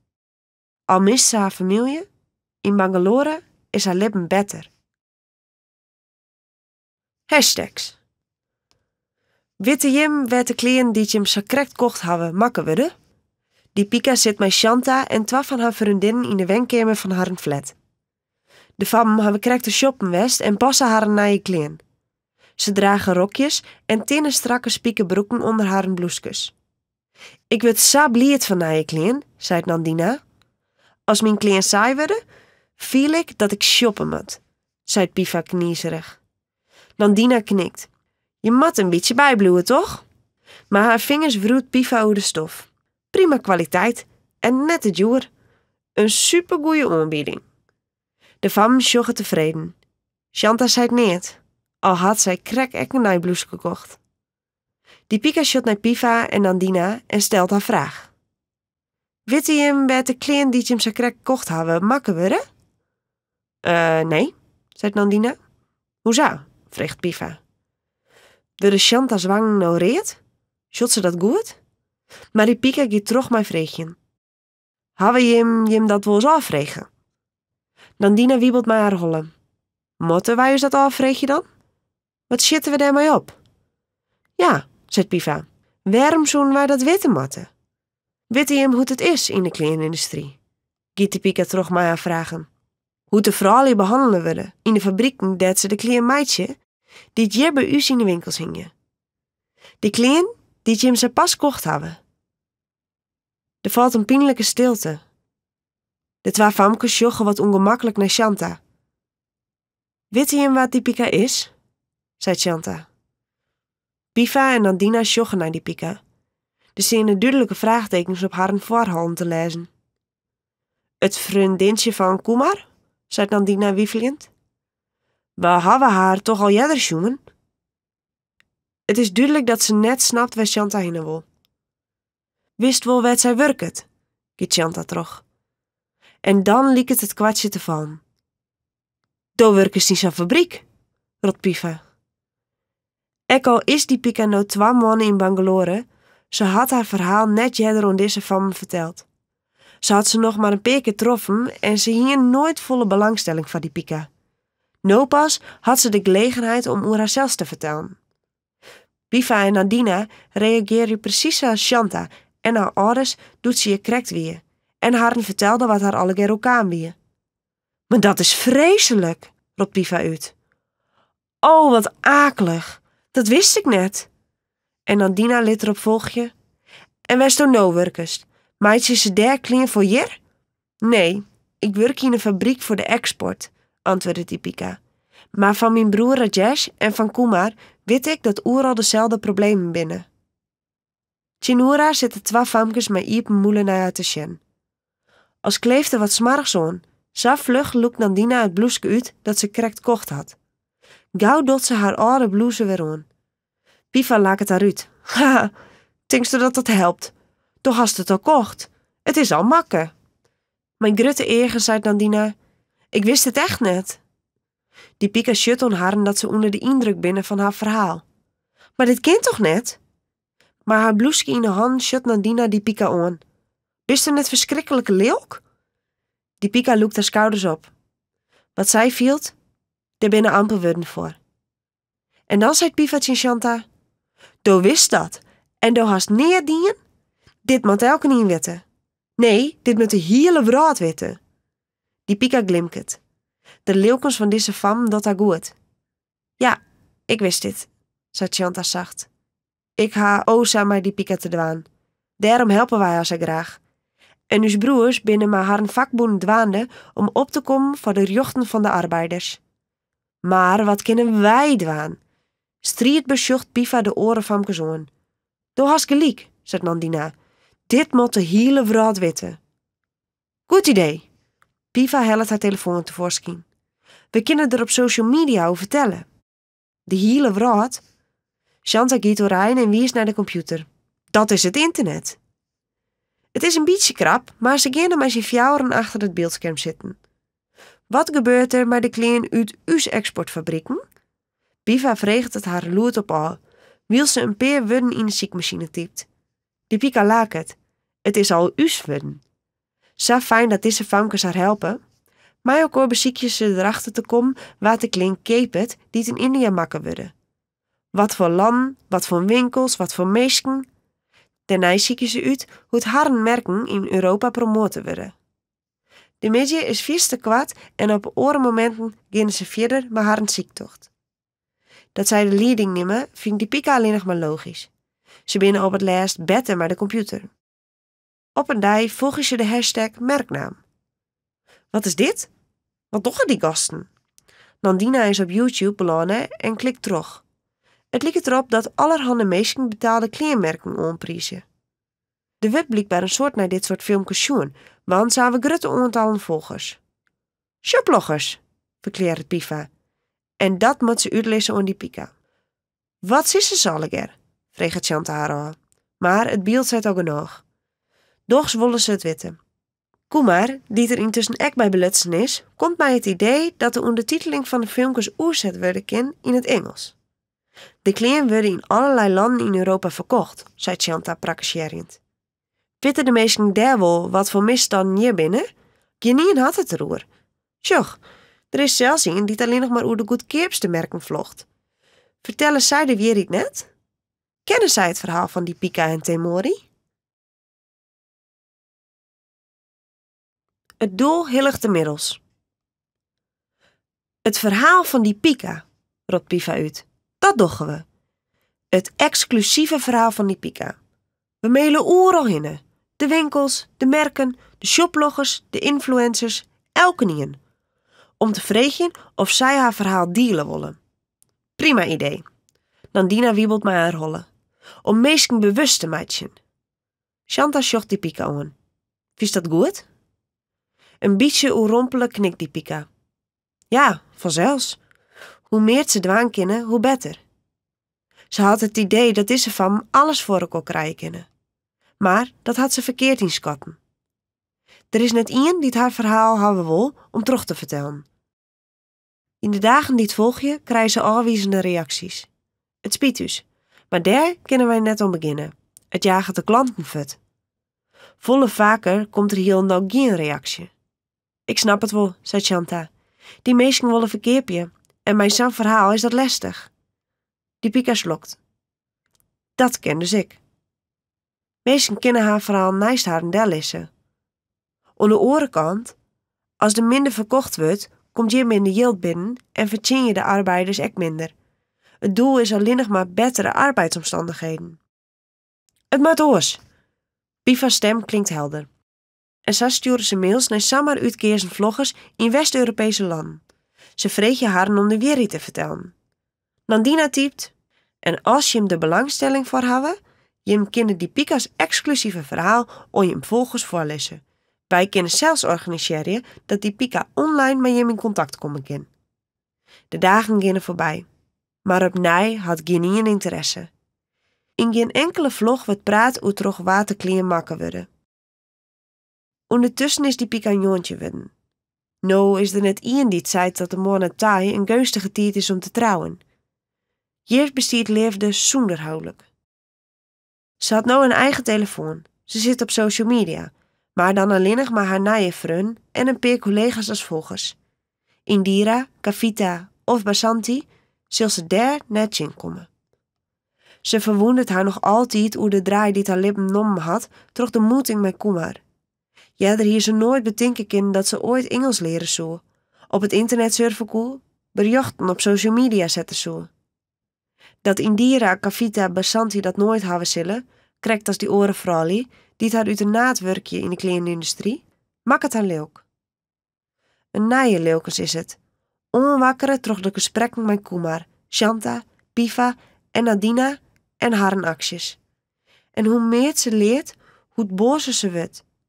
En net steende dat de vrouw in onstuur is, terug een nij virus, bloeien zij 25 met haar eigen strijd. En dan? Op een dij? Misschien, begint Kumar. Heel misschien? Wat? Zei Pika.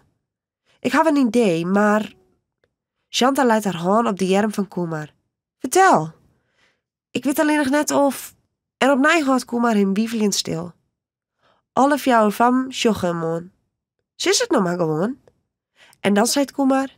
We kunnen de influencers echt dwingen om de wereld over de kledingindustrie te vertellen. Dwingen, herhaalt Piva. Hoe? Kumar leidt uit wat zijn idee is. We kunnen de computers van de influencers hacken. Dan vinden we vast wel wat, dat we haar maar chanteren kennen. Mijn beelden die we van haar opnemen of mijn foto's. Zo kunnen we haar dwingen om aandacht te besteden aan hoe het werkelijk om een tag gaat in de kledingindustrie. Even bloedt het stil. Dan praten ze in alle keer terug elkaar. Maar hoe doen we dat? Vreegt Nadina. Kist u dat? roept Piva. Dat is illegaal, zei Shanta. Hoe bedoel je dat? Die Pika locteren in de varhallen. Hacken, dat is toch... Ja, dat ken ik, zei Kumar als antwoord op de vraag van Piva. Kist u inbreken in zijn computer? Shanta sjocht hem vol verbazing om. En ik die Pika weet net wat ze het. We binnen er op een keer maar begoen, dat vind ik, vertelt Kumar, wil zijn handen in de lucht zijn woordenlikje te onderstrepen. Kom gewoon uitproberen, om te zien of wij dat koen en hoe viert we kwamen. Dev is een vriend en collega van Kumar, weet die Pika. Ze had hem een keer troffen, een hele toeke jongen. Waarom? Shanta is nog net van haar verbazing bekomen. Waarom zoest dat dwaan? Kumar loekt zijn schouders op. Van de lol. Omdat het leuk is om zo'n uit te vinden. En nijtinkend voegt het er rond aan. Maar ik begreep nou dat het net voor neert weer. Voor die Pika en alle textielarbeidsters. Shanta zei het vol ontzag. Het bloed werd een skofke stil. Ze binnen alle maar haar eigen gedachten aan de gang. En dan zei Piva, dat doggen we. Nee, dat doggen we net. Shanta maakt het haar recht. Hacken en chanteren ken het. Wat die bazen doggen, ken ik net, brengt Piva de restigtje in. En wat de influencers doggen, volgt Nadina aan, namelijk goedkeer per klein om prijzen zonder wat te vertellen, hoe de prijzen zou leegwerzen kennen, ken ik net. Kumar zei mij klam, ik ken dit, wij kennen dit broeken. Reken je er maar op dat het werkje zal. Zo kunnen we meesten de wereld vertellen litten. Piva shot haar een roente bij ons. Het is voor het goede doel. Wer praten ze terug elkaar. Dat wil Sisse, Shanta, Piva, Nadina en Kumar. Die Pika shot naar haar en denkt nee. Maaien je alle middels broeken, als je ze hebben? In een shot ze Dala Lakshmi voor haar lerares op het tailoring center, die haar leerde dat ze de wijze mij en dat elk mens waardevol is. Al is dat lang lien, het beeld van de lesruimte, maar de roze morgen waarin ze naast elkaar op een groen zitten te luisteren naar Dala Lakshmi, is hier scherp. Die Pika veelt een pijnlijke stekje naar middenrif. Ze zet haar tosken op haar onderlippen en wiebelt mij haar hollen. Wat er gebeurd is in haar leven, is net goed. Ze mij voor haar zelfs opkomen. Als de bazen net luisteren naar de vakbonden, is dit dan net een logische volgende stap? Misschien helpt het als ze het via de vloggers in Europa doen. Zo kunnen ze de meesten bereiken die het haar een kleren dragen. Ja, er moet wat gebeuren. Ze moet Indira, Kavita en Basanti en al die orenvrouwen helpen. De kans die zij kregen had, moet ze met beide handen ongrijpen. Oké, zei Shanta uiteindelijk. Maar alleen nog als die Pika er maar eens is. Het is op het laatst haar verhaal. Nou sjoggen ze alle naar haar. Die Pika viel een laatste restje twijfel. Wat zou Temori van al deze dingen voelen hebben? Ze had geen idee. Temori is lieke onbekend met deze vrouw als zij vroeger, voordat ze in Bangalore kwam. Maar Temori is net van niet staan. Ze moet de vrouw zien letten wat er bij haar in de fabrieken gebeurt. Ze zei: ja, we doen het. Epiloog. Kumar doet het technische part.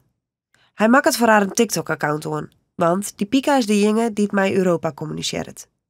Haar Engels is net super, maar goed genoeg. Shanta, Piva of Nandina zullen haar helpen.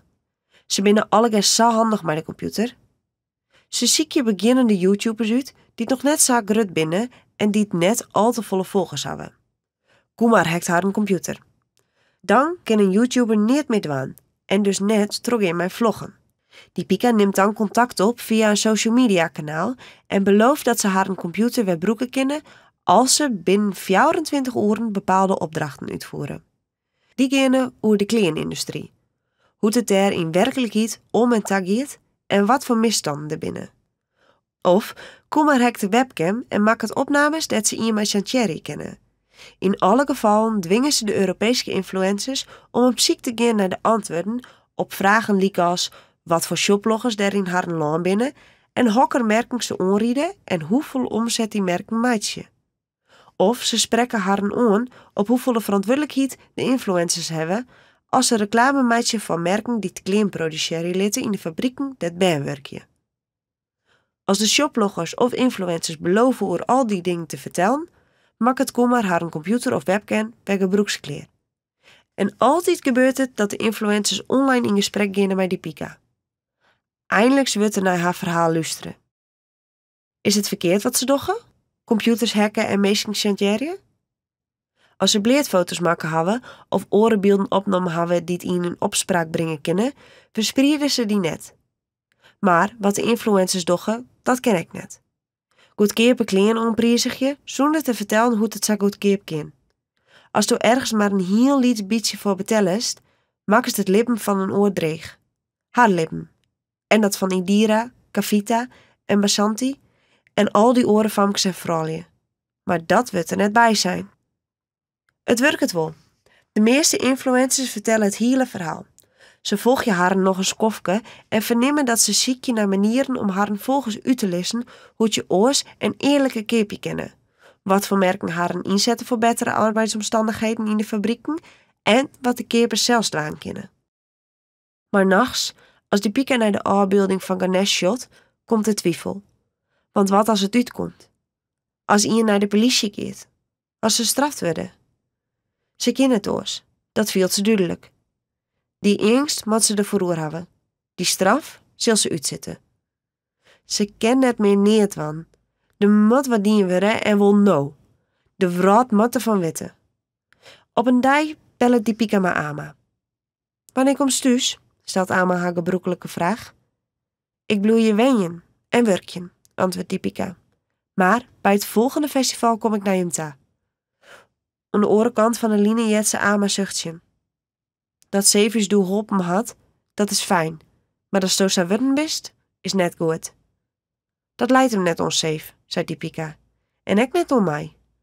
Als het werk goed betellen wordt, en als het fabriek een veilig plak is om te werken, zou ik net in de bazen inhoegen te gaan. Als de verbinding verbrutsen is, shot ze Kumar aan. Er binnen een paar vrouwen in het fabriek die dromen van een eigen naaiatelier begint ze. Ik ga nou zo volle kennis, ik zal ze morgen vertellen dat ik mij doe. Dan beginnen we een liets klein fabriekje, dat een beter leen betellen wordt, zodat de arbeiders net te lange dagen hoeven te matchen.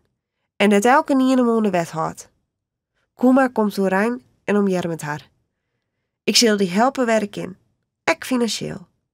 En ik ben er wis van dat mijn ouders en Shanta hetzelfde willen. Die Pika leunt met dichte egentje in de moon. Een grut geluksgevoel streamt door haar heen. Dat naaien is zo mooi om te dwaan, naast dat oren. Het hekken levert begrip en inzicht op bij de meesten die te klein keepje, die ze makkert, maar bezwargt haar schuldgevoelens. Wat zei ze krijgt in Ama? Als het werk goed betellen wordt en als de fabriek een veilig plak is om te werken, zou ze net in de bazen inhoegen te gaan. Waar is er dan schuldig? Jennifer. Dat wie het exclusieve verhaal van die Pika, textielarbeidster in de kledingindustrie in Zuid-India. Heftig, hè? Do wist nou hoe het ze bij me komen is. Een simpele hashtag zette alles in gang. Ze hackten mijn webcam, maakten bleedfoto's waarmee ze me dwong de wereld te vertellen.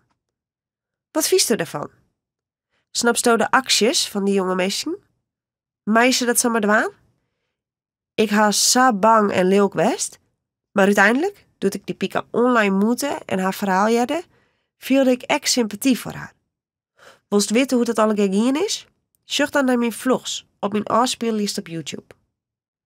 En nu ik dit alle weet, gooi ik nooit meer kleding na 3 keer wasken in de kliko.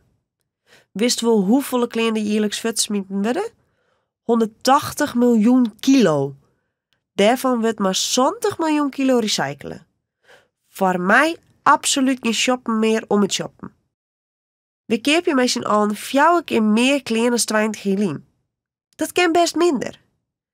Wist u dat 50 jaar geleden kleding 4 keer zo duur waren als nou? Geen probleem.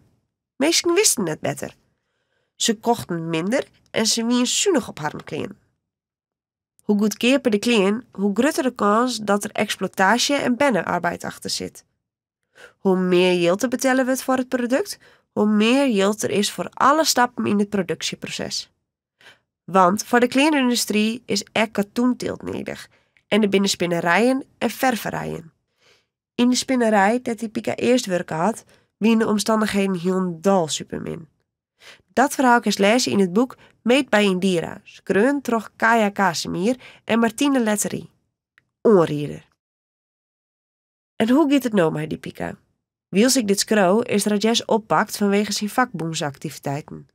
En dan is er nog de COVID-19-pandemie, waar toch een soort fabrieken in India een tijd lang sluiten moeten hebben. Toch de verplichte sluiting van de winkels die wij hier hebben, binnen de bestellingen van de kleermerken enorm weeromroen. Een hele soort arbeiders kregen haar leen net, en zonder werk er geen geld om eten te kopen. Ik daar doch vakbonden prima werk. Ze onderhandelen met oerheden over steunmaatregels. Volop zwargen dus voor die Pika. Do en ik hebben een soort les van de coronamaatregels gehad, maar ik leef lieke goed met haar mij. Ja, wat had ik die hekster haten. Ze had mij heel wat ondien. Maar toen ik in de problemen kwam, omdat ik op mijn beurt orenshoploggers aanpakken woe, die het probleem verzwijden, had ze mij ook geholpen. Dat vind ik fantastisch en daar ben ik haar nog altijd dankbaar voor. We zullen mij elkaar in contact blijven, zodat ik haar helpen kan. Ze is jonger als ik, maar ze liegt het ouder. En wiezer, net steende dat ze dingen doet die het net mij. Ze had zoveel mij maken. Ik wil geld inzamelen, zodat die Pika een advocaat voor Rajesh betalen kan. En in mijn vlog zul ik teruggaan mij vertellen over hoe de situatie in de kledingindustrie werkelijk is. Maar, lieve meisken, nou ga ik oren dingen onhollen. Mijn mem is ziek, dus ik zal het de komende tijd druk hebben met haar verzwarging. Ondertussen hoop ik dat Genie met samen goedkope kleding scoort. En dat je hem alle keer aan die Pika denken als je hem wat nijs nodig hebt. Oké, dit weer het dan. Dank wel dat je dit boek lezen hast. Ik houd van je hem alle keer. Ontjen en dikke tut. Jennifer.